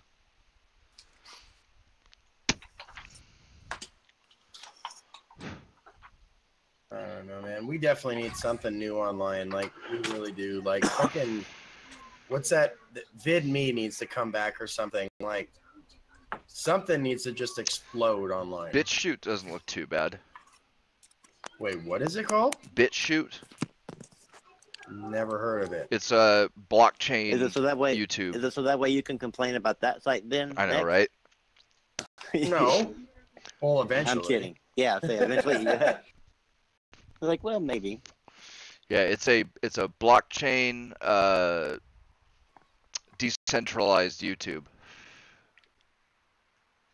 Huh.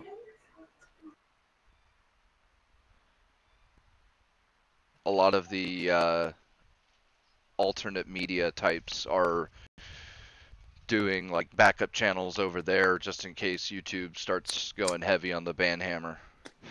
Oh, they don't do that. No. Daily Motion isn't bad. It's just not popular enough. That's Not any, yeah, definitely not now. that's the big problem, is none of them are popular enough to, because that's the thing, right? It's not.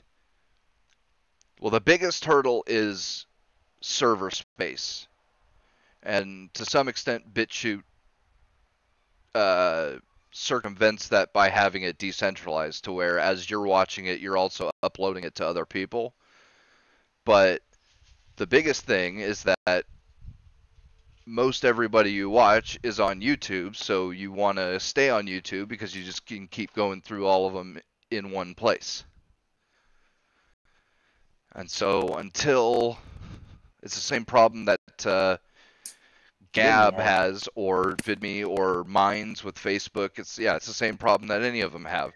Until they give up their dominant market share, the majority of what people want to see is on those platforms, so everybody's going to stay on those platforms. All it would take is like one of these huge creators like PewDiePie or something like that to switch, and it would start to change. Oh yeah, dude, Keemstar could jump over just temporarily, and enough people, like, if the site was actually good enough, people would start. Word of mouth goes a long way. People underestimate that shit.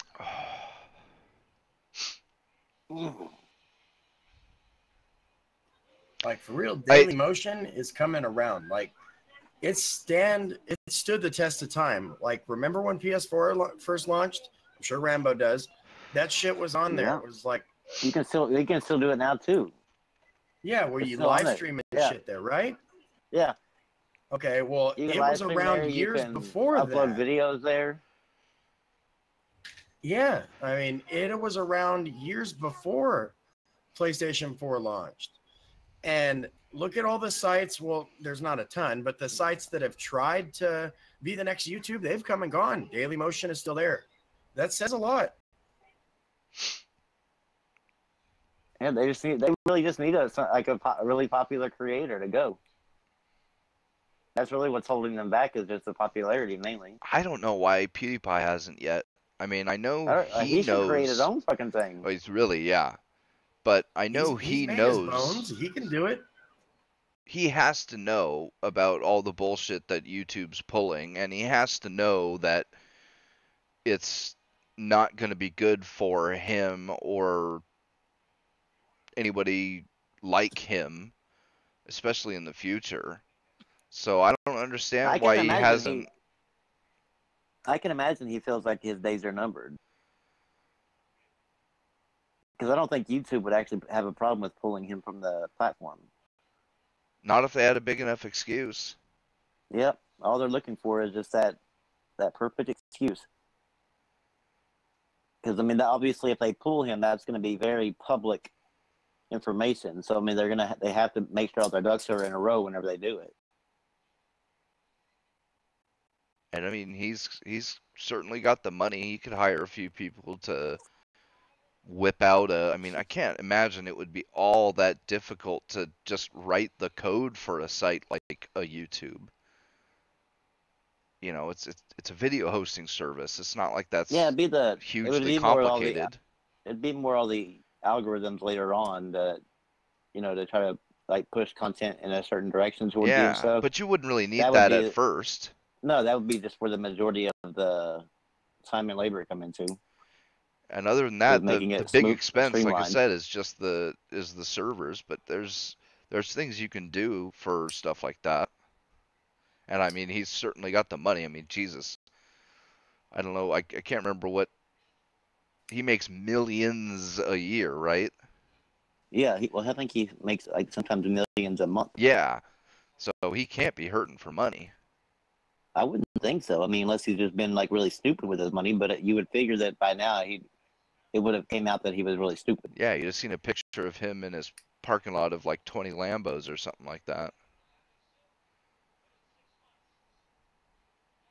From what I can tell, he lived a pretty normal life for being as rich as he is. Oh yeah, you saw the video where he bought his first new car. It was a fucking a Prius or some shit. Yeah, I mean, it wasn't like he's not like going out and blowing all that fucking money. Like, say, what's that guy's name that does all the pranks? Oh, the ham guy? No, Fuzi too. Well, that motherfucker is just stupid. Oh, I'm broke. I'm going to sleep on couches. Yeah, no, you're not. Didn't he ask the bank to freeze his account for a month or something? Yeah, because he wanted to pretend like he's homeless, but I'm like going, dude, that's not, you still don't even have the same experience because at any point in time, you know you could pull the plug and go right back to your mansion. And you're fucking filming it. You're going to make $1 million off it anyway. Yep.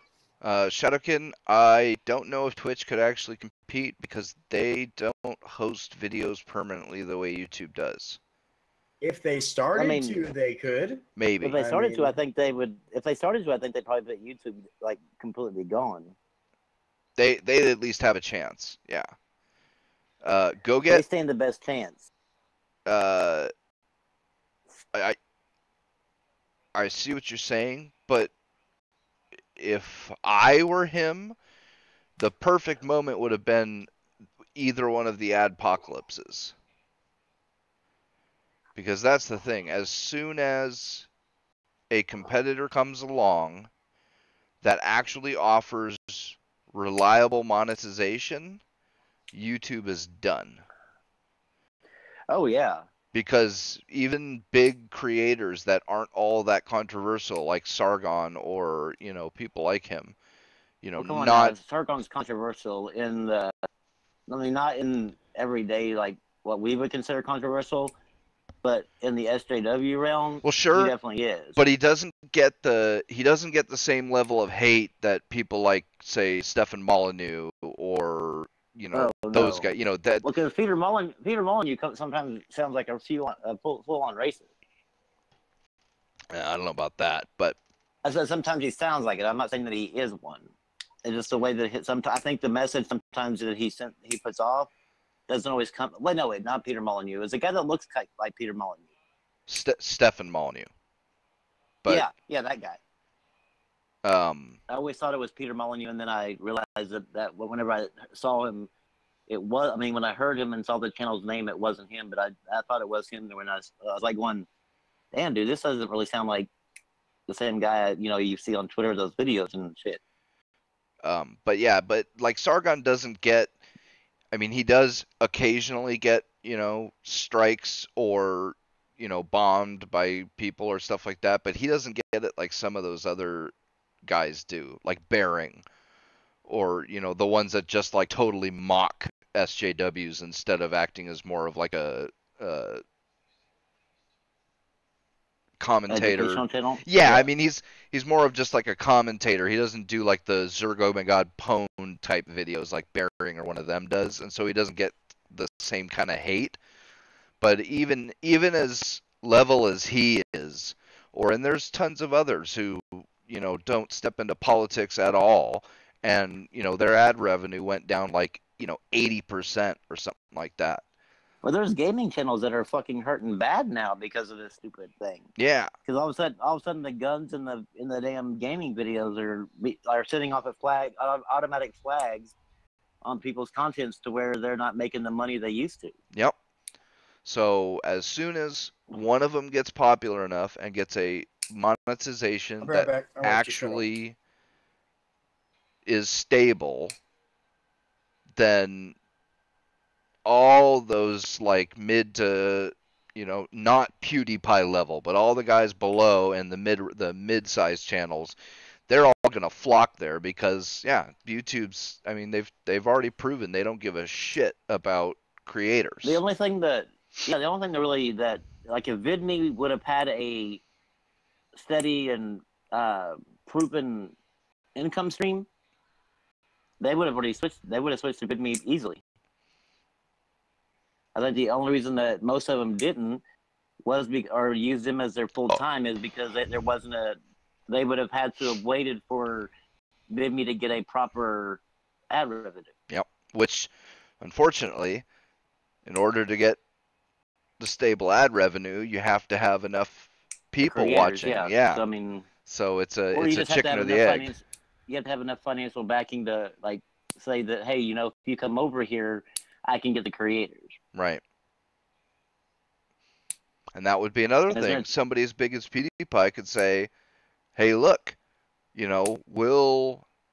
I will pay the creators on behalf of you, the advertisers, for, a few months, say. Yeah, until everything balances out. Exactly. So you don't have to take the risk in coming over to my site, and I can get all the creators over here, so they'll start getting views. Everybody wins, and then once people start watching, and the ads are actually start getting watched, then the ad people can start paying themselves, and everybody wins.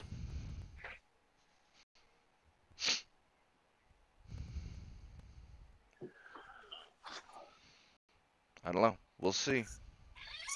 I hope it happens. I know. This monopoly that Google has, and then the, I guess, oligarchy that Google, Facebook, and Twitter have, that just needs to end. Although there were some interesting things coming out due to the ruling by that federal judge, I believe, on Trump and his Twitter account. Yeah, go ahead. You heard about that, right? The Trump, the First Amendment thing. Yeah, where Trump can't block. Shit, yeah. I can't remember who it was, but whoever it was, they can't block them because it's violating their First Amendment rights. Well, if complete fucking fallacy. Sure, but given that is the case now, can Twitter actually ban anybody? Because that's going to have to be another person that's rich enough to challenge Twitter. Because, if me or you try to challenge Twitter, then Twitter will outmoney us quicker than shit. Yeah, and so you're gonna have to find somebody either rich enough or a pro bono lawyer that's good, that will be willing to take on a conglomerate like Twitter. But yeah, I mean this is gonna be hilarious. Yeah. I mean, that would be funny as hell, because then, shit, you could say what. I mean, the only thing they could do at that point is shut down their site. Pretty much. Yeah, because then that means anybody can say anything on that fucking platform, and they can't do shit. Can't be banned. Yeah, because if you're banning them, then you're restricting their access to Donald Trump's Twitter account, which is violating their First Amendment rights.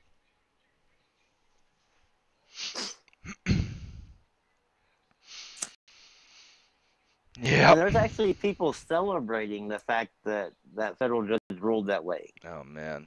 And I'm just like, do y'all not understand the precedent that was set? Like, that's just, y'all are just so willing, just because y'all hate him so bad, y'all are willing to give up everything. Well, it's the same thing when they were cheering anything that Obama did when he was expanding the presidential powers. They don't even think 10 minutes ahead. No, because I mean the shit that Donald Trump was able to do whenever he came into office was because of Obama's extension into presidential powers. Yep. And it's like, oh, he didn't break the law by doing any of these things. Obama's the one that created that ability for him too. Yep, and it's the same thing. It's like they're cheering it now, but as soon as it gets turned back on them, they're gonna be whining And it and always crying. does. Oh yeah, always. I mean, eventually it will come back on you, and you're not going to be too happy with the outcome of it. I don't know. I just, I'm so tired of politics. It's just gotten to a point to where I mean, it's just the same shit over and over and over and over and over again. You know what I mean? Yeah. Oh shit. Arma 2018 Humble Bundle. Pay $1, you get Arma Gold, Arma Cold War, and Arma Tactics. 15, and you get Arma 3 and 3 of its DLCs. Pay more than $16.31, and you get a whole bunch of Arma 2 stuff. And pay more than 20, and you also get Arma 3 Apex.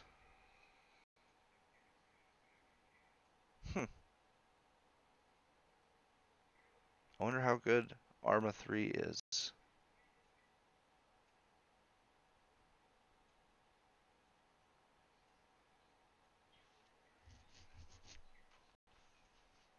I might. I don't know. I'm willing to pay $15 for Arma 3 and a bunch of DLC.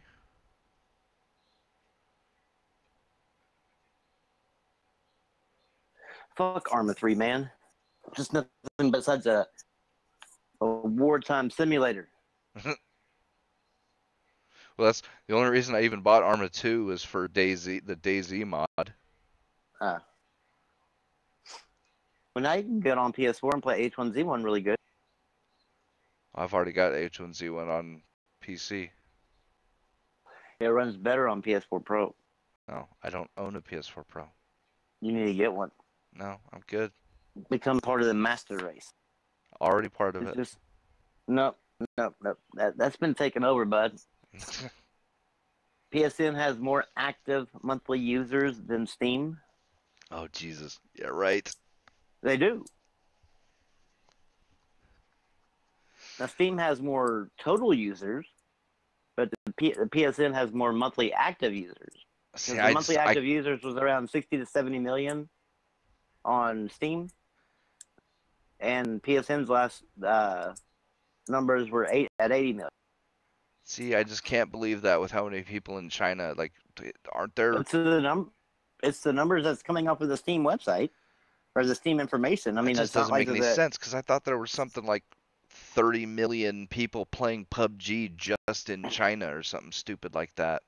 I don't know if China's maybe not counted in this whole thing. I don't know how that all works. I don't know. It must not be, because I without really China, don't know. I could totally buy that, but with China, like, that just...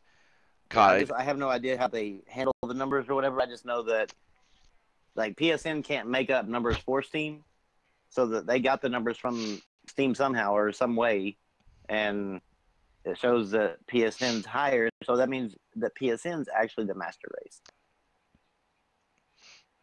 that's true. You're also not counting Origin, Good Old Games.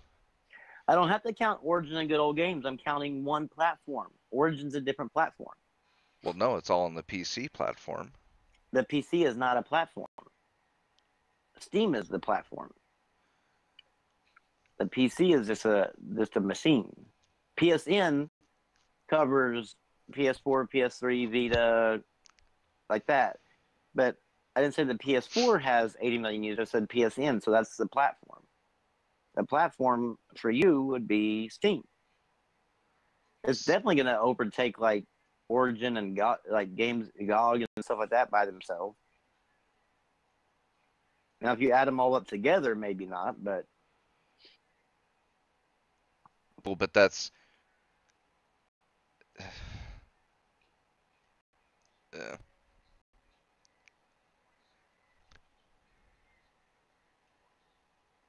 Steam is a platform, Mixing Mutt. Don't argue with me. I'm right, as usual. No, I'm with Mixing Mutt. PC is the platform. So that means Windows owns the platform. No. Why would Windows own the platform? You can run a computer with Linux. Yeah, but I mean, if you really wanted to get with Linux monthly active users, I could almost guarantee you that PSN definitely beats that as far as gaming wise. But that's why would you?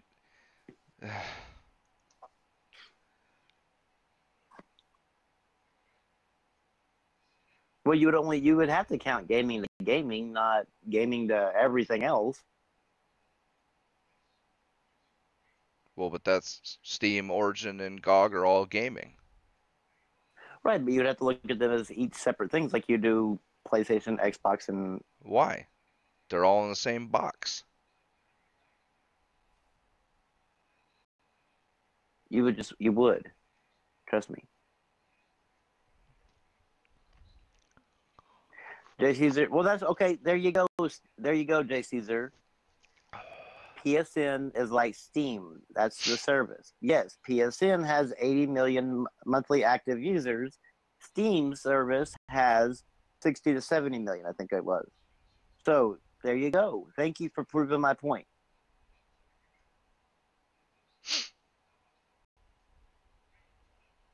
Ha. And y'all thought I was wrong.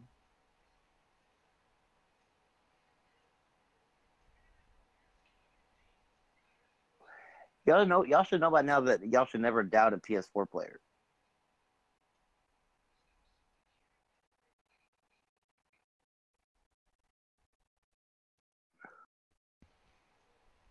Oh, Ryan came in with the actual definition of Steam. It says Steam is a multiplayer platform developed by Valve Corporation. It is used to distribute games and related media online. So it even calls itself a platform.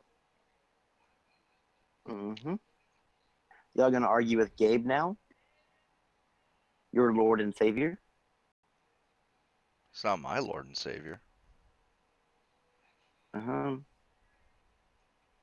It's Gabe. It's not a hardware platform. I didn't say hardware platform. Nope. Did not say that. Because I would have said PS4 at that point, because that's the hardware. Just pointing it out. Ugh. Pedo box. Get that out of here. Huh?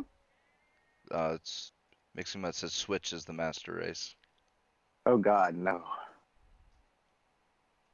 Yes, but the Steam box is not Steam Go Get.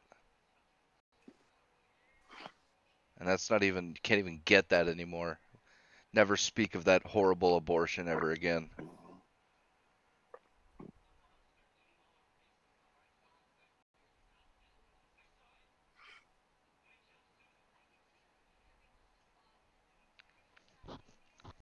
Lobo. Do you mean the Labo? Oh God. Because I don't know what Lobo is. Yeah, I don't know. I would only assume they meant Labo. World War Z gameplay trailer. Have you heard anything about this? I mean, just that one that was on, I guess, the Game Awards when we saw it, but I haven't heard anything since then. I just have a feeling it's going to have a hard time standing out in the middle of all the other zombie games. They'll have to do something really unique to pull people in, the masses at least. I just wish Left 4 Dead 2 fucking worked on my computer.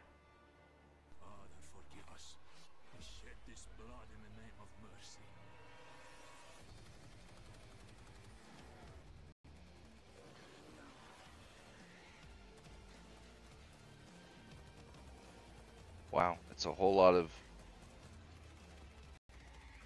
shooting at a bunch of groups of zombies. Yeah, it's like World War Z, the movie. I don't know. It looked like it was third person too, which I'm good. I'd prefer third person. Ugh, no, first person. It's the only way.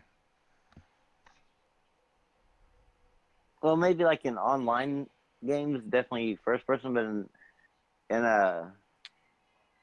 what's it called, in like third person action adventure is like my thing, because I can see like the enemies and everything all the way around me. It's just not realistic though. I don't need realistic. I like I realistic. don't play. I play games to get lost and escape, not to Well, but that's the thing. You can't. It's not to so train much. for my bloody war. It's so much less immersive though. First person, man, you're in it. Like it's you. You are the pair of hands holding the gun. Third person, it's like I don't. you're sitting there watching it like it's a dream or something. It's just not the same.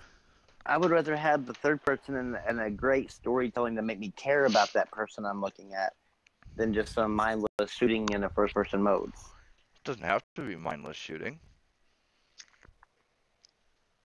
I don't know. Metro I games, enjoy. they had a great story.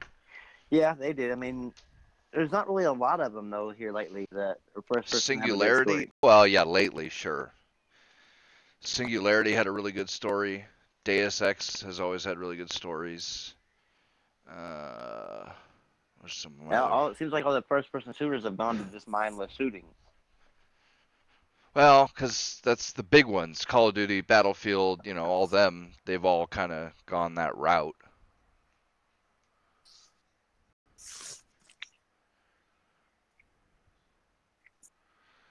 There's some of the other. I know there was a couple other recent ones. Wolfenstein, well, the.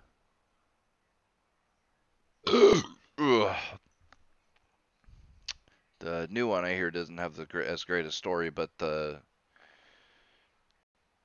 last Wolfenstein had a good story, although that game was just a bunch of mindless shooting, although that is kind of what Wolfenstein games are. Yeah, I mean, I look at Wolfenstein games as something different than, like, it's not going to be like a really heavy narrative and make you really care about the characters. And Although surprisingly had a really good narrative for not the last one, but the one before. yeah, it did. The New Order. Yeah, New Order. Yeah. Doom was. I didn't like the newest Doom as much as I did Doom 3. No, the newest Doom was just mindless shooting. It was Yeah. Doom to the heart, to the core. Doom 3 had a really good story though. I've never played that one. Oh, that was great. Especially if you went through all the little PDAs you collected and read their emails or listened to their voice logs and shit. Oh man, there was so many little, you get the scientists and they tell you all about the experiments they were doing and shit like that. It was good stuff. Like they put a lot of time into the lore of that game.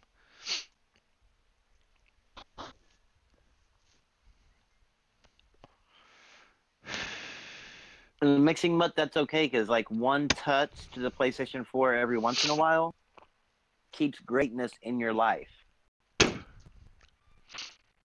Doctors are starting to prescribe the PS4 now. Jesus. So now you're not just the master race, you've got the cure-all as well? Exactly. All you need is a PS4 and you will be cured of whatever ailment, cancer and everything. It's really a magical thing. For the hardcore like cancer, they prescribe like God of War. But if you like just depression, I mean they'll like prescribe like Fortnite or something like that, colors. Man, where did Shane go? He said his wife came home and then I don't know, I guess he's nailing his wife. Making another baby. He's got enough kids, doesn't he? He doesn't have as many as me, so I think that he needs to catch up.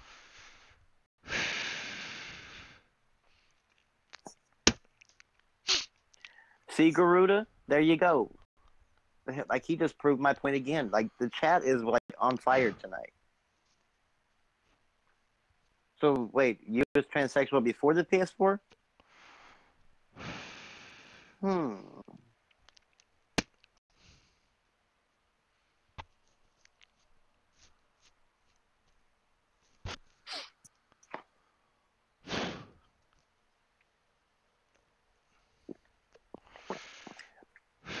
What day does E3 start? June.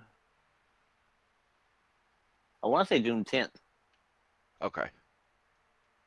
But around then, right?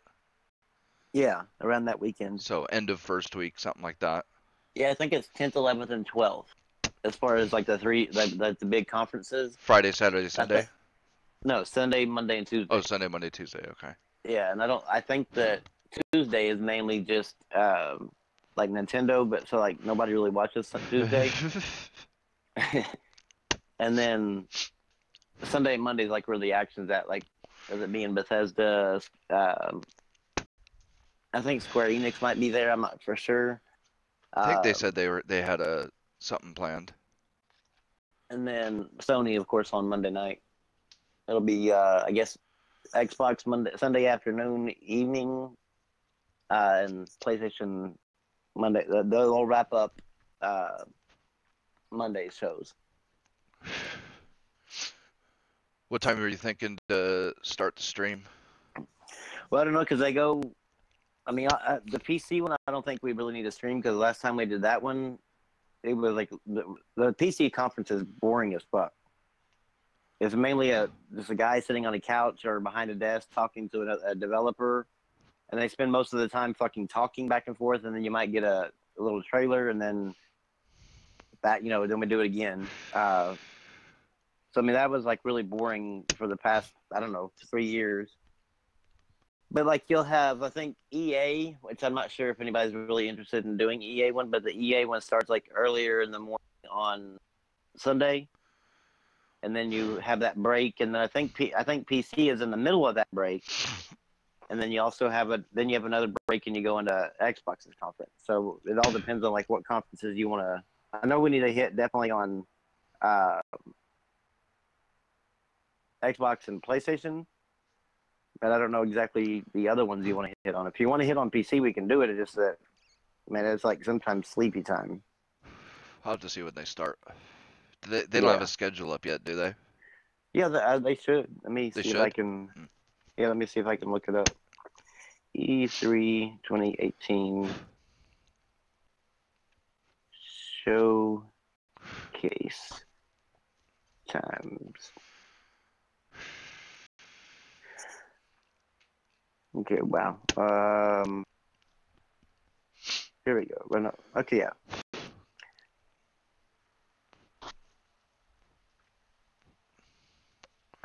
EA will be your Pacific. Yep. EA will be at 11 a.m. And then Microsoft. Oh, that's one. Okay, Saturday is EA by themselves, so it actually starts tonight. EA is on Saturday at 11. Microsoft is on Sunday at 1. And then Bethesda is Sunday at 6:30. Then you have Square Enix Monday at 10, Ubisoft at 1, and Sony at 6. Oh, I guess PC's not doing a show this year. And then Nintendo, of course, on Tuesday at 9. But again, I mean, no reason to wake up early for that shit.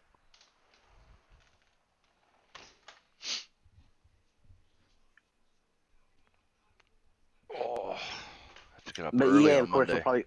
EA will probably spend their time talking about Battlefield 5 and Rage, and not Rage, but Battlefield 5 and Anthem or whatever. Microsoft, who knows? Bethesda, Fallout 76, and who knows? Hopefully they have like something else up their sleeve, because they've already released Rage 2 and Fallout 76, so I'm really not sure what else they could do. Oh, new Skyrim. But yeah, that would definitely bring the house down if they announced like a Skyrim 6. But the only problem is that their main studio that usually works on Elder Scrolls is the one making Fallout 76. Yeah. And I think they said new Elder Scrolls wasn't coming for a while. Oh wow, yeah, that's what they said. I mean, but who knows with them? Yeah. Yeah, Borderlands 3 would be nice, Oh yeah, I would definitely like Borderlands 3. Ubisoft Well, Square Enix. I mean, I don't know really. I mean, I guess we'll get some more information about Final Fantasy VII, maybe. Um, Maybe. and of course Tomb Raider. Ubisoft, Okay. I don't know. Probably Division 2. I really don't know if that. I mean, I'm sure they're coming out with probably a new Watch Dogs. I don't really want another Watch Dogs.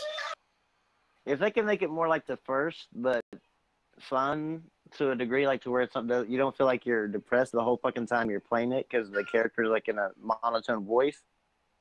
I don't want to play Assassin's Creed in a current time. You know, I mean, I don't know. I actually enjoyed the Watch Dogs 1 more than I enjoyed like the recent Assassin's Creed games. After I went back and played it, years later, because my mind was still set on it being like a GTA type of game, and it really wasn't. Like you didn't need to play it like GTA at all.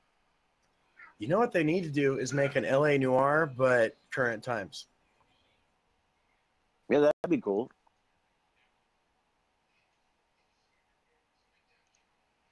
Because I get kind of tired in LA Noire being a damn in the 50s. Yeah, that's only entertaining for so long. Yeah.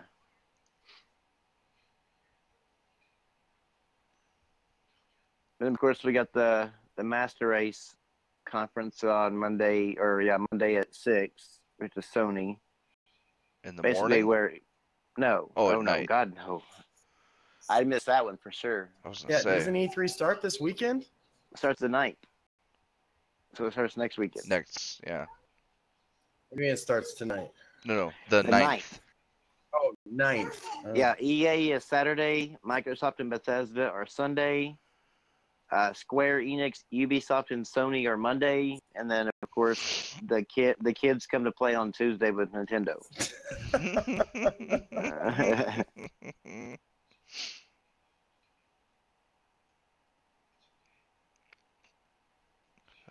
So we gotta start figuring out a stream schedule and which ones we want to hit, because we definitely want to hit the big ones like Sony, Microsoft, and I really don't know if you want to do Nintendo or not. I don't know if they're going to do a traditional E3 or if they're doing one of those treehouse things.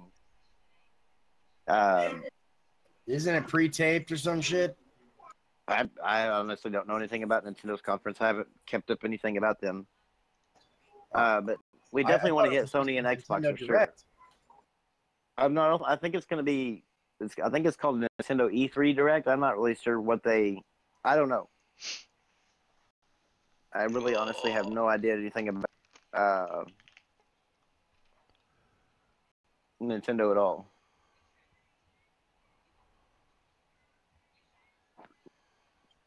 But we definitely want to hit Sony and Xbox. Yeah. I mean, we just got to decide about EA, Bethesda, Square, and Ubisoft. Well, they're not doing the PC Gamers Conference this year? And it's not on the list, which is good because that's been that. I mean, we remember when we did that last year and how boring it was. Yeah, they God, really didn't know what they were doing yet. It was so freaking boring. I was like, dear God, man. Well, that's the thing. this. It's like the big publishers.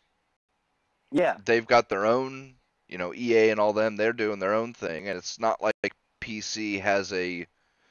No, the only thing you can watch on PC is a bunch of indies. Yeah, it's not like they have a. It's not like Sony where the creator of the platform has their own thing. So yeah, unless Valve or Good Old Games or one of them decides to do their own showcase, like. Well, Valve said they're going to start making games. I mean, who knows who knows if they'll start doing a showcase. I'd be interested in like watching Valve showcase, but I'd like watching the PC showcases. I mean, just an indie after indie, and where they spend like 15 to 30 minutes talking to the developer about the indie. And it's like, well, it's fun to watch if you're just watching just to watch. But yeah, if you're doing a stream about it, it's kind of like, what are you going to do?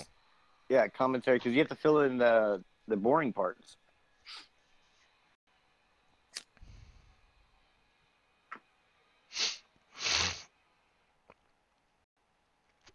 Yeah, we know now we can't do Watch Together. Because yeah, that was trash last year. Shane over there likes to fast forward shit for people. No. Don't blame all that shit on me. That was weird, whatever the hell was happening, but it was definitely trash. Yeah, we had Oh, there's another service you can use, isn't there? got me, man.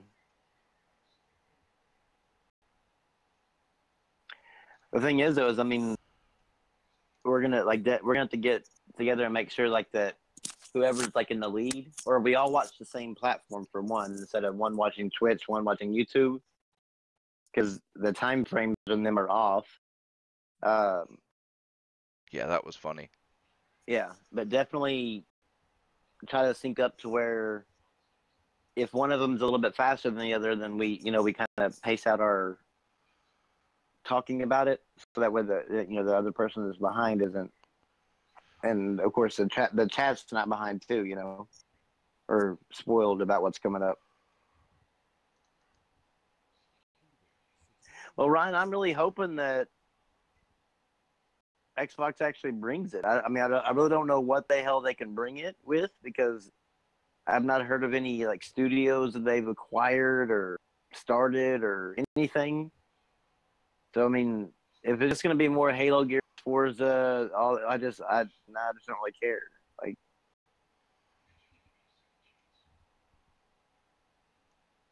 I think at this point I'm just tired of hearing the word Forza. Huh. Every year it's like a guaranteed thing. A Forza game, Motorsport, or Horizon is releasing. It's like it's gotten to a point where Well, no, it's gotten stale. Shadowkin, it's not to pause or fast forward it, but it does keep it synced for everybody. Yeah, that was the reason why we said it was that like we were all on different, like getting the feed at a different time. And so half of us were like going, oh yes, I like that, or whatever. And then The rest of us were like, wait, what the fuck? yeah. And so it was throwing everything off. And so we tried to use that watch together, and like I don't know what the hell was happening, because they kept saying like Shane was fast forwarding it, but Shane wasn't touching anything. And Sometimes I was, but yeah. But I mean, it was weird. Like nobody needed to fast forward it, but the thing was like wigging out on its own, and then Shane like started playing around at that point. Yeah, judge accepts $1 million opening bid for Gawker, and who was the... That's only because Rambo is spoiling shit for us, going, oh, that game looks cool, but he used the actual name of the game. So, all right, two can play at that game. Did It, a Long Island digital ad agency, has placed the opening $1 million bid for Gawker, and they have plans to turn the once biting and snarky site into a, quote, good gossip news site. So chat, we need your help. We need to outbid that site. So we're gonna link our my PayPal, and you can start depositing money. And we're trying to raise over $1 million by tomorrow. I'm down for not depositing money, for withdrawing money. Oh yeah. Yeah, we can invite Fatal Manifesto to the E3 show. We're down a person anyway, because Bryn works. Yeah, we'd probably get Ryan, if Trism can come too, or yeah. But he doesn't know anything about greatness. I mean, we could even if things get slow or whatever, we could even pull some people up during the show, as time permits or whatever. Well, everybody besides GoGet, because GoGet said fuck you to the idea of like donating us money. But the rest of them, like Mixing Mutt said 2 million, and Ryan was like, that's like bidding 1 million on used diapers. But he did not actually say no. So like GoGet's out. Well, but that's the thing. Like, you could do whatever you wanted with it, Ryan. Come on, GoGet. What else are you gonna be doing? You might be open. Don't pretend. He's like, I gotta check my 5-star planner. 3-subject notebook to see if I'm ready or I'm free that day. I just can't believe that Univision bought Deadspin, Gizmodo, and Jezebel. I didn't know they did. Yeah, it's apparently why they're still up. Univision's getting pretty hot, pretty big. Isn't that the Mexican news Yeah. thing? It started out as like, oh Jesus, what channel was it on regular TV? I remember passing by it. Did they start at 31? I couldn't tell you. I mean, Yeah, I can't remember, the but number. yeah, they were It's been a long time ago. They at first I think they played all the Spanish telenovelas and stuff like that, and then they started branching out into regular stuff. And now, yeah, they're getting big. That's what we need to do is like have the chat donate. We can start our own media conglomerate. There you go. We'll get up there and we'll outbid Disney for Fox. We could save Star Wars. So yeah, wait till Star Disney Wars kills it. Disney. And yeah, once they want to sell it because it's not worth anything, we'll buy it and then actually put good movies out. Like, all right, forget everything you know after the very first trilogy. We're going to start over. Yep. It was all a bad dream. Yes.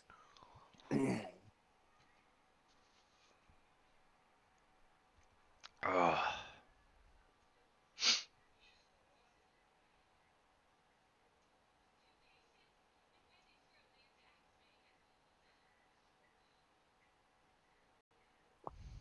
I still can't believe the number of people that are saying The Last Jedi is one of their favorite Star Wars movies. I'm just like, oh, it's all politically thing. Oh, they're in denial. Yeah, it's like going, either y'all are not true Star Wars fans, or y'all just simply are saying that just for the hell of it. I think they just want attention. Like, because I just don't know how the hell anybody can like that as a Star Wars fan. I'm sure a lot of it is virtue signaling. They don't want to say they don't like it because then they'll get the same, oh, you just hate that it's a female lead or whatever. But yeah, the ones that really think that they like it's just denial. Yeah, I was talking about Battlefield 5, and they're like, some people are coming at me going, you just don't want a woman as a lead. I'm like going, some of my favorite games are females as a lead. I was like, it has nothing to do with the female in the game, but I was like, there's so many real females that were actually in World War II that did a lot for it, that you could actually like spend the small little segments of campaigns that they're doing and tell their stories.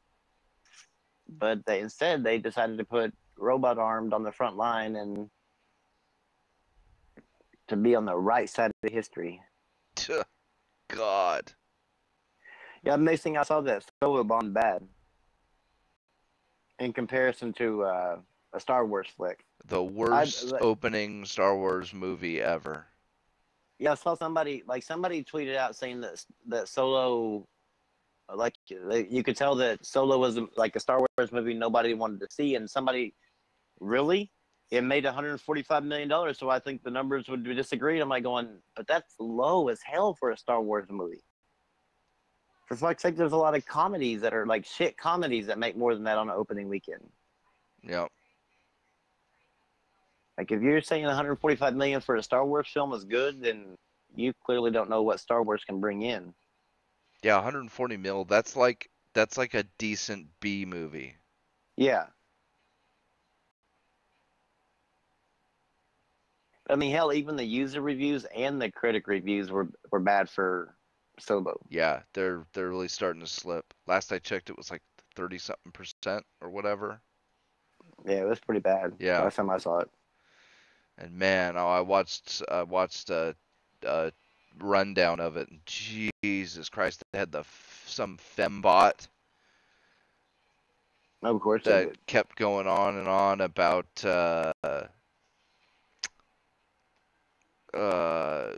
droid rights and how her and, to quote, her and the new Lando were in love, and like, so it was straight, like you could straight up make this, the guy straight up made the comparison about the, like, that Futurama skit with the fembot and then the Ah. robot love.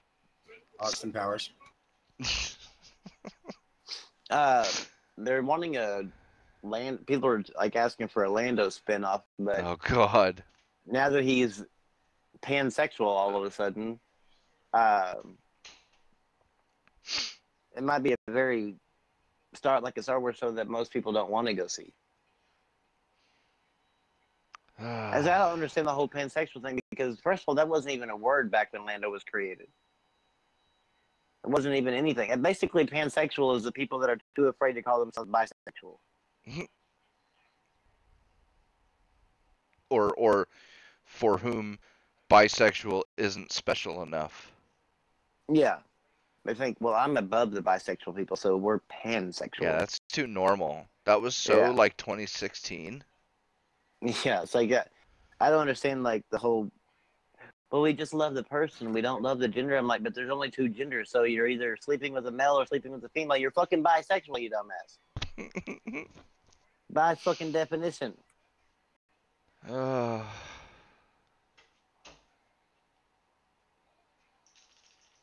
But like with him doing that, I mean, I don't understand like why they even needed to bring up Lando's sexuality. Like, this doesn't make any sense.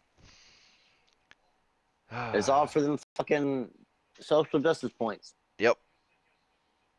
Because if they didn't, then they would have gotten bitched at that there weren't enough LGBTQ characters. Yep. Which doesn't matter. They're still going to get bitched at anyway. Oh, yeah, because if they put him in there, they're like, well, you use stereotypes to cast him. Well, dear God. Well, you didn't use enough stereotypes in there. I'm like, going, dear God, man. Like, which is it?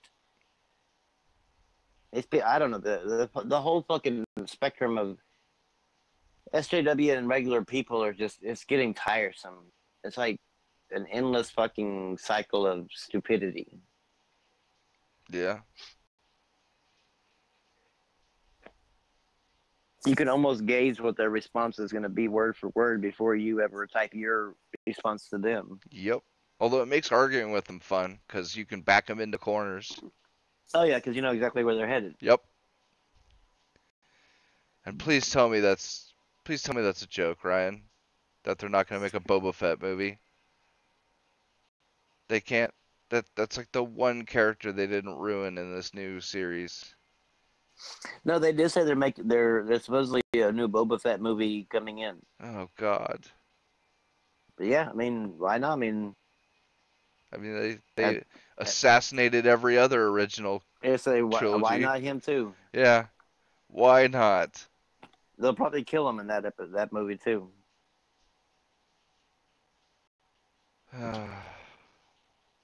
Probably by a female. Just an old regular homeless female too. I stopped caring, bro.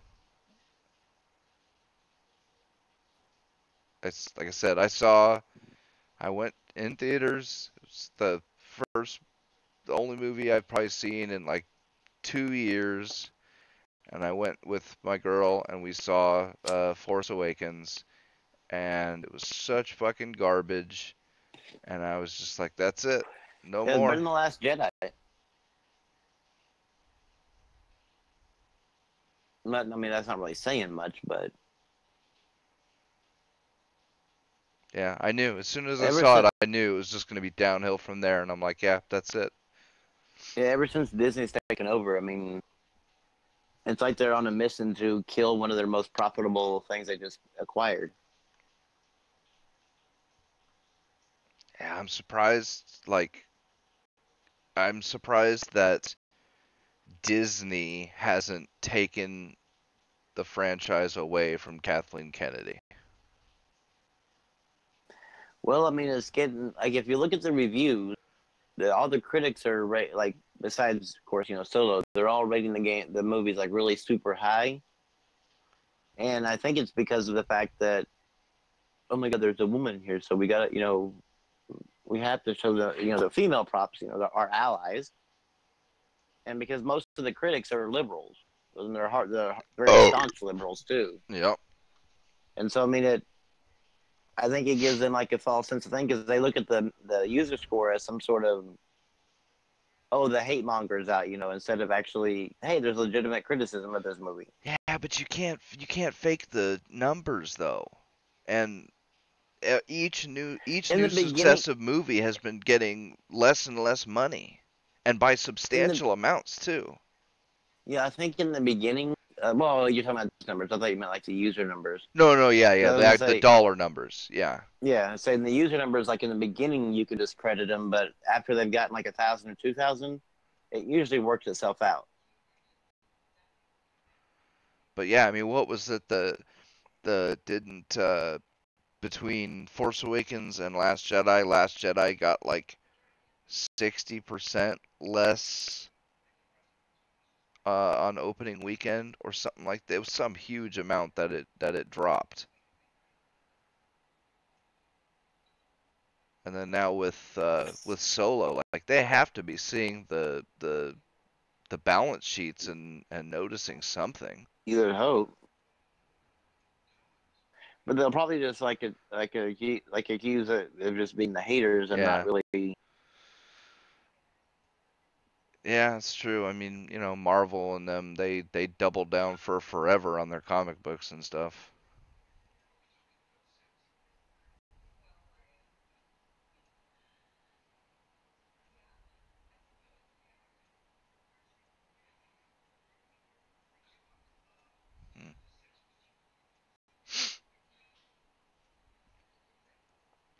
Oh man, have you guys kept up on the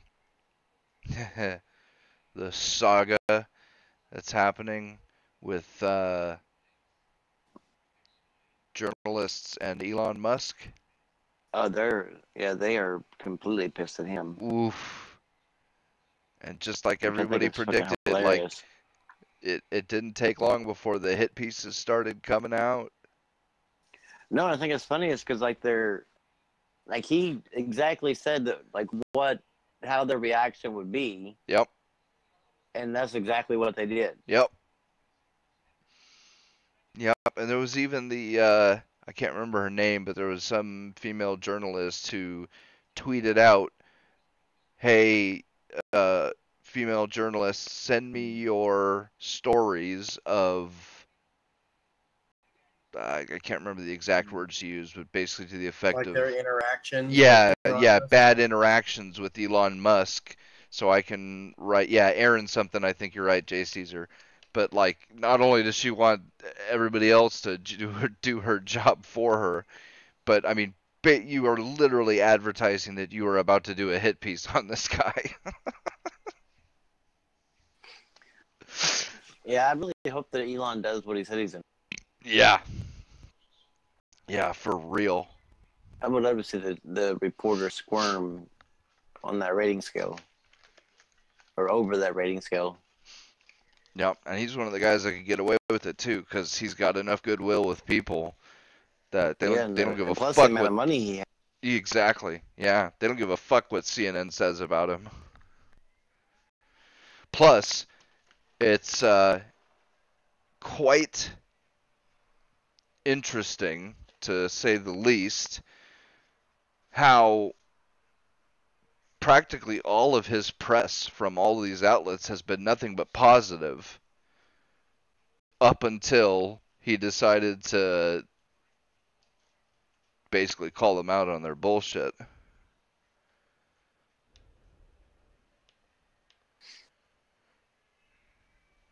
It would definitely be fun to watch them melt down. Oh, hilarious. I think I want it more for that than anything, just to be able to see the reactions. Oh, yeah.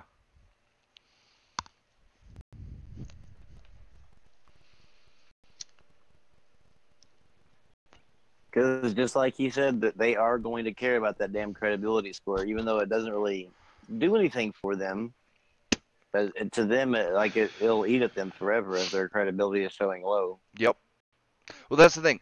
That, just like you said, it doesn't actually affect them in the real world, but it's a hard number that proves to them how little people think of them. Yeah, that actually could be used as a tool, a training tool for them to say, okay, look, I need to change some things that I'm doing to make, the public trust me again. But instead, they're looking at it just all negative. Yep. I think I saw somebody say something about him being a white supremacist, and Oh yeah. I'm Yep. like,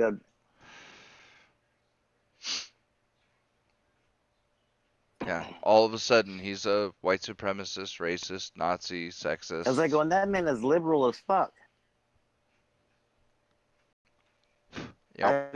I find it funny that as soon as you do something that they don't like, it's like if you're white or even look white, even though you could be full on Mexican or full on black, but if you look white, you're guaranteed to be labeled a white supremacist. Then we'll work backwards from there to see if you actually are one.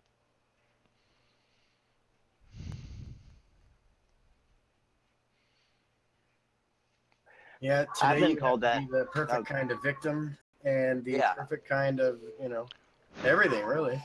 Yep. I got called a white supremacist. I'm like going, how does that even work out considering I'm raising a mixed granddaughter and adopting her? Well, that's your family. Like, well, no, like to a racist or a white supremacist, that wouldn't matter. In fact, that would actually push me and my daughter further apart. Right? Like, I would never even have known that happened because I would have pushed her out the house by her just dating a black person. Everyone, y'all aren't making any sense.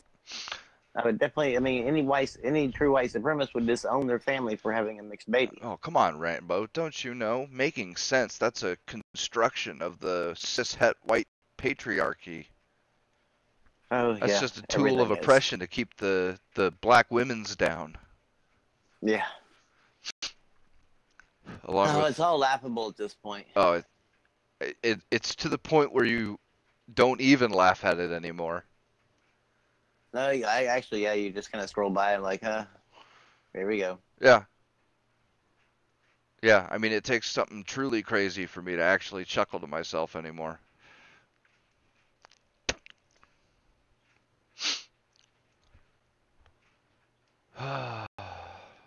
That is the perfect victim and accuser. Go get black trans gay woman. Yes.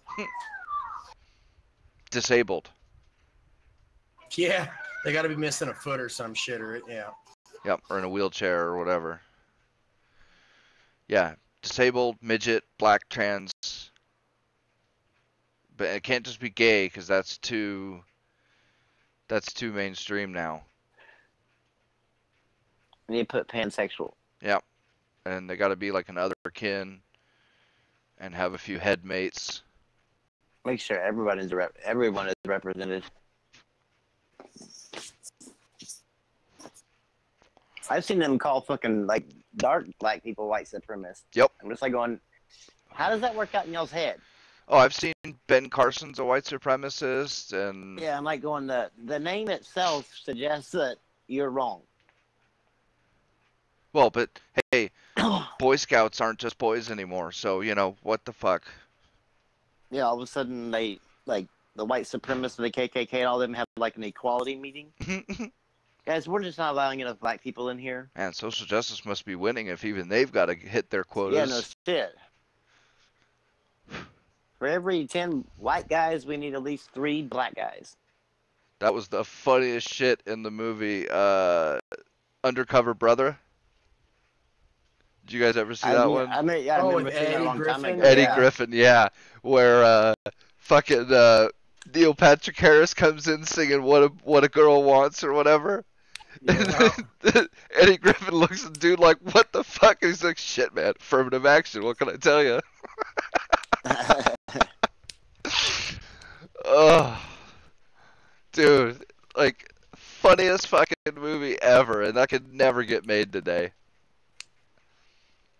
A lot of movies from back then would be like a no-go today for sure. And I mean, that wasn't even all that long ago. Hell, could you imagine the Jeffersons or oh man or Archie Bunker now? Fresh Prince of Bel-Air. Yeah, Well, I mean, that might be okay because there was a whole black family, so they'd be celebrated. No, it'd be But I too mean, if damaging to single mothers. yeah, I mean, if we were going off at just the social justice points, yeah, Fresh Prince wouldn't be around. I don't know, man. Oh God, no. Like, I mean, it just that kind of blows my mind. Like, I may figure Roseanne would last. I mean, even without the tweet, but I figured that eventually the plug would get pulled because of, I mean, Roseanne. Roseanne is a loudmouth conservative. She always has. Yeah. Well, I mean, And the shit, show if they can touched pull on- Tim Allen and what was that? What was his They show brought called? back Tim Allen's show though. Well, Yeah, no, they're bringing it Fox back. is not. Yeah, Yeah, but I'm Then so glad Fox needs to is. pick up Roseanne. right. Oh shit. I don't see why they wouldn't. Fox is making steps. They brought back Tim Allen's show, Last Man Standing. Yep. They just paid over $1 billion to have the broadcasting rights to WWE SmackDown. Ooh, Uh, shit. Why not pick up fucking Roseanne? I mean, shit. Well, I'm gonna miss watching the show. It was funny as hell. I haven't seen a new one. I haven't either. I was never mean, a big pick fan up, of Roseanne back in the day, so. I basically picked up right where I left off as far as like the behavior and stuff. Same thing. Just everybody's a little bit older. But I mean, they touched on like Islamophobia. They touched on. I mean, it was the way they do it is they use comedy and satire to basically teach a lesson. And even, I mean, it was really weird seeing like Good Morning America and ABC, whatever the hell their little morning show is. All of them kind of praising Roseanne's show for that fact. Is that like because they were referring back to like Archie Bunker and the Jeffersons, how like Archie was like really leery about a black woman, in his house or whatever, and they said that like these shows sparked a conversation that most people were afraid to have, and it made everybody like a little bit more introspective because you could see it being portrayed in a way that was relatable to you. And so they were really praising Roseanne's show for that. And then this is, of course, before her tweet. Now everybody knew Roseanne was that awful. Dude, unless it was on Netflix or something like that, I don't even think Full House would make it today. Oh, dude. Count how many. No, too many. Think how many black people you've ever seen in Full House. That and there's too many guys handling babies. Exactly. It promotes a single father, and Oh, and it just don't doesn't forget, happen. I'm sure it had a bunch of jokes that would be considered sexist or racist or something like that Oh yeah, today. they definitely did. Dude, especially between Joey and his wife. Friends got Oh God, yeah. Friends wouldn't make it either. blasted by millennial journalists when it came to Netflix. And Oh, yeah, when they Friends finally was the watched it, most yeah. milquetoast fucking. I mean, there was nothing offensive about Friends.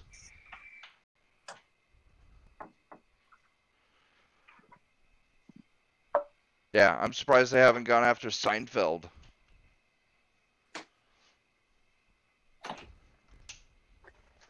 I mean, even Becker. I mean, I watch Becker, right? And I love the show, even though it's hilarious how there's like there'll be an episode and it'll be like one of his friend's sons turns out gay, and then there'll be another one where one of his childhood friends comes to visit and they end up being a trans woman or some shit like that, right?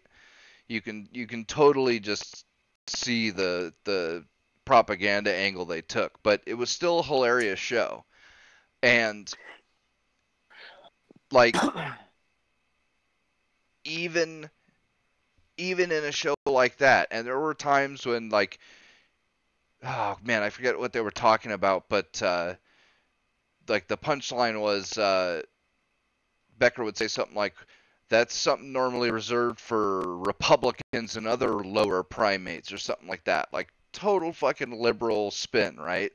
But even that show was just chock full of stuff that people would just scream about if it came out in something today.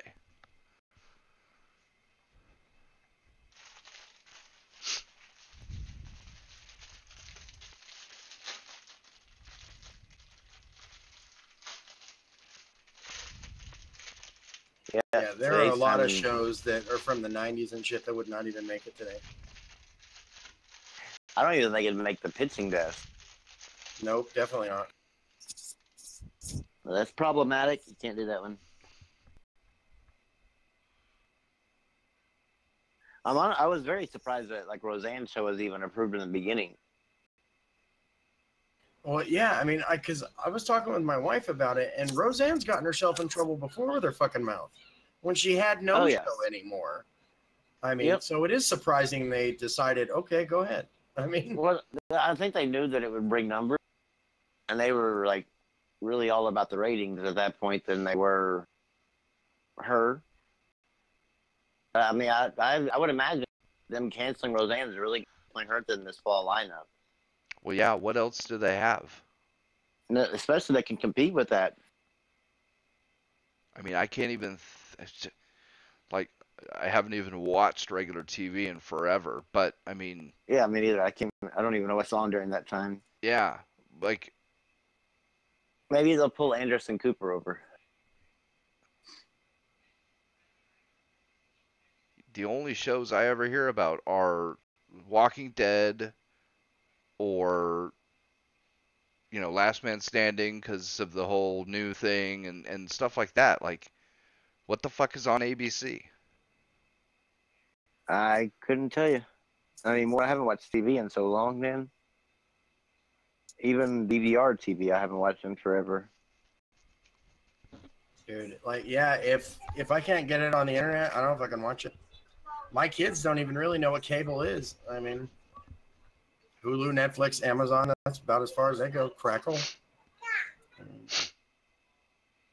Yeah. But hell, I mean, even if you wanted good, like movie services, whatever, you can simply just like sign up to the app of HBO and use it. Yeah, or through they let you do it with Amazon Prime too. Yeah, we have that through Amazon. That's a good deal. I mean, I don't even think you need to have Prime. No, you don't. You just need an account. You can sign up for channels. Yeah, and it's like what, $10 or $15 a month, something like that. Yeah. Shit, you can even do Sling TV, which is through Dish Network, I believe. But it's all done online. You don't need a satellite. You don't need a cable box. You just need a fucking smart device like a Roku stick or some smart TVs even have it. And yeah, the irony is, if the cable TV / cable internet providers had embraced this from the get-go, and they did a little bit because they all came out with before Netflix was the thing. They all came out with like on demand. Yeah, Comcast I think was one of the first. Yeah, and SureWest and all them were not far behind. And if they had switched entirely to a model like that, I mean, they would be totally fine right now. Well, hell, I mean, even like our company has an app you can use called Contour app.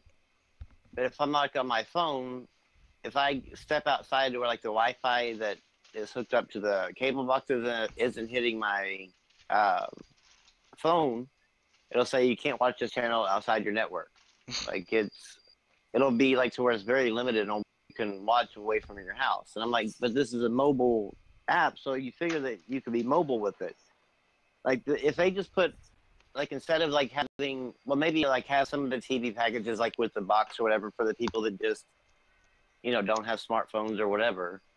But also put out a package to where you can simply sign up for, you know, $20, $30 a month for their app, which you can stream and watch, you know, anywhere you're at or whatever. Like that makes more sense than. Or you could keep the cable box, but just make it so that every channel has streaming on demand as well. Yep. It's not like it would be hard because like especially with digital, like it's not, they have to be doing basically streaming to the cable box. You know, they've got digital storage for all these shows, and then it just pumps it through the cable line just like it would be if it was streaming. So it wouldn't have been hard to figure out a way to just make it all to where you just select what you know, they could even keep the channels and keep the regular programming, but just have everything that's available to watch, have it on demand. And Yeah, that would make sense. Everybody would still have cable. Because Yeah, who wouldn't love, you know, all those people that love like the HGTV shows and, you know, Bob Vila or have a true a la carte package where you can start picking out just the channels that you want. You know, I'd pay a few bucks a month for the History Channel and be able to watch whatever History Channel show I wanted to watch whenever I wanted to watch it. Yeah, because what they do now is like if you want, like, say, the HDTV, you can't get that on the first two packages. You got to go sign up for like the $200 package, just so that way you can basically get the feature that adds that TV or that station. But a la carte would definitely keep the customers around, because then they're like, well, I only watch like four TV channels. Well, I just want a package of 4. And sure, I mean, it would lower initial cost, but long term, you'd be gaining more customers, I think, that would actually stick with you. Yeah. The only thing is they would have to rework, because I think that's the biggest thing with them is because the way they were being charged or paying out or contracting or whatever to the stations and then the individual shows that were on the station, it was you had to do the packages because otherwise you wouldn't make enough money. But they would just have to change their contracting or whatever to where it's more like Netflix. Yeah. It wouldn't have been that hard. They just didn't want to make the change. They wanted to keep their stranglehold on it.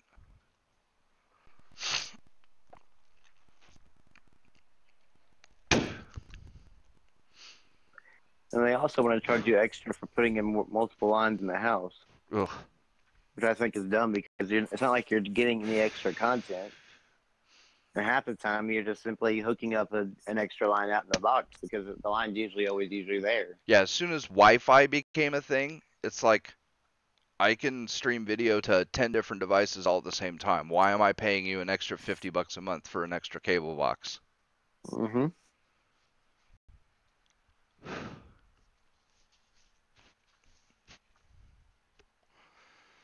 Yeah, I don't know. I mean, shit, I'll bet, especially companies like Comcast, I mean, if they didn't practically force you to buy some sort of cable package with your internet, I wonder how many people would even be getting cable TV from them. That's true.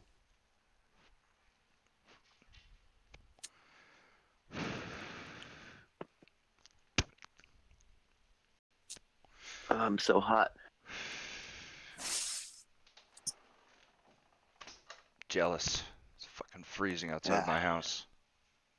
I'm sure as fuck not. Like how you can take it.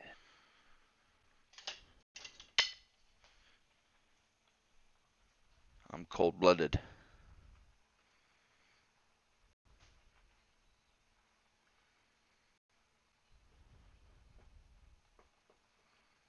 I'm definitely warm-blooded, but I just hate extreme heat and extreme cold. I want right in the middle, but then I have to move to one of the damn liberal-ass states, and I can't do that. I say, yeah, California's got nice weather, but no, I wouldn't make it there, man. Laws are shitty, people are shitty. It's expensive as fuck. Yep. Yeah, Go pay $1,500 for a studio apartment, and you live in California. Even if I was rich as hell, I don't think I just couldn't survive there. Yeah, if I was rich as hell, I'd definitely move. You really can't, man. Like a family your size or a family my size, like to live comfortably, it's upwards of $50 a day. I mean, and that's not including rent or bills or anything. That's just like if you smoke, that's cigarettes, that's food, stuff to drink. I mean, Yeah, food gas. food is getting ridiculous. It's 20 something bucks just for 2 combos at like Carl's Jr. or something. Not in Arizona, man. Food is ridiculously cheap in Arizona. I have steak for dinner more than I do like anything that it involves like ground beef or something. That's how cheap it is.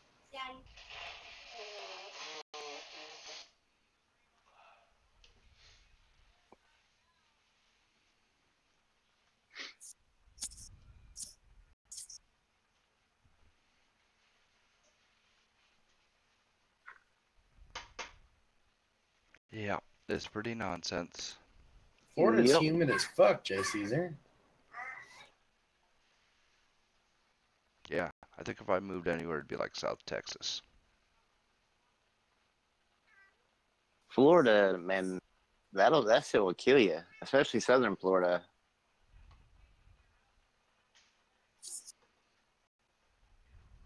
Go out there in your shoes, like you're walking across the street, and your shoes will stick to the fucking street.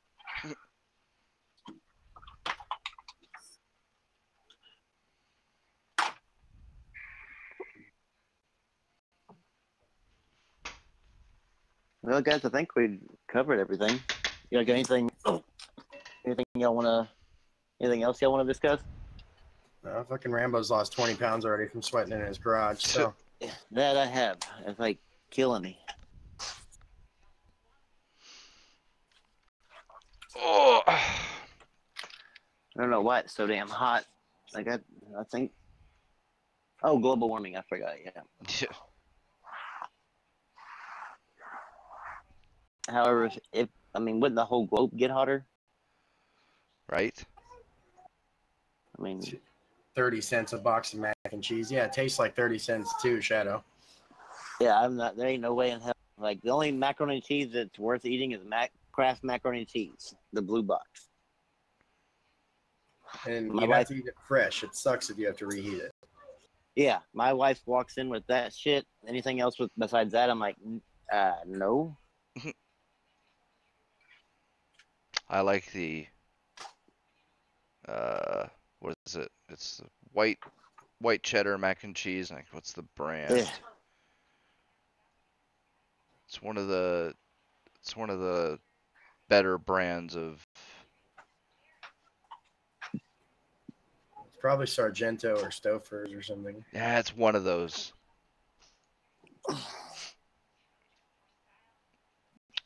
But all right, if that's everything. Yeah, maybe some more shit will leak tomorrow and Friday. Yeah. I can go back inside to the air conditioning. All right, everybody. All right, guys. Thanks for listening. We'll see you on Friday. Yep. Leaders. Peace.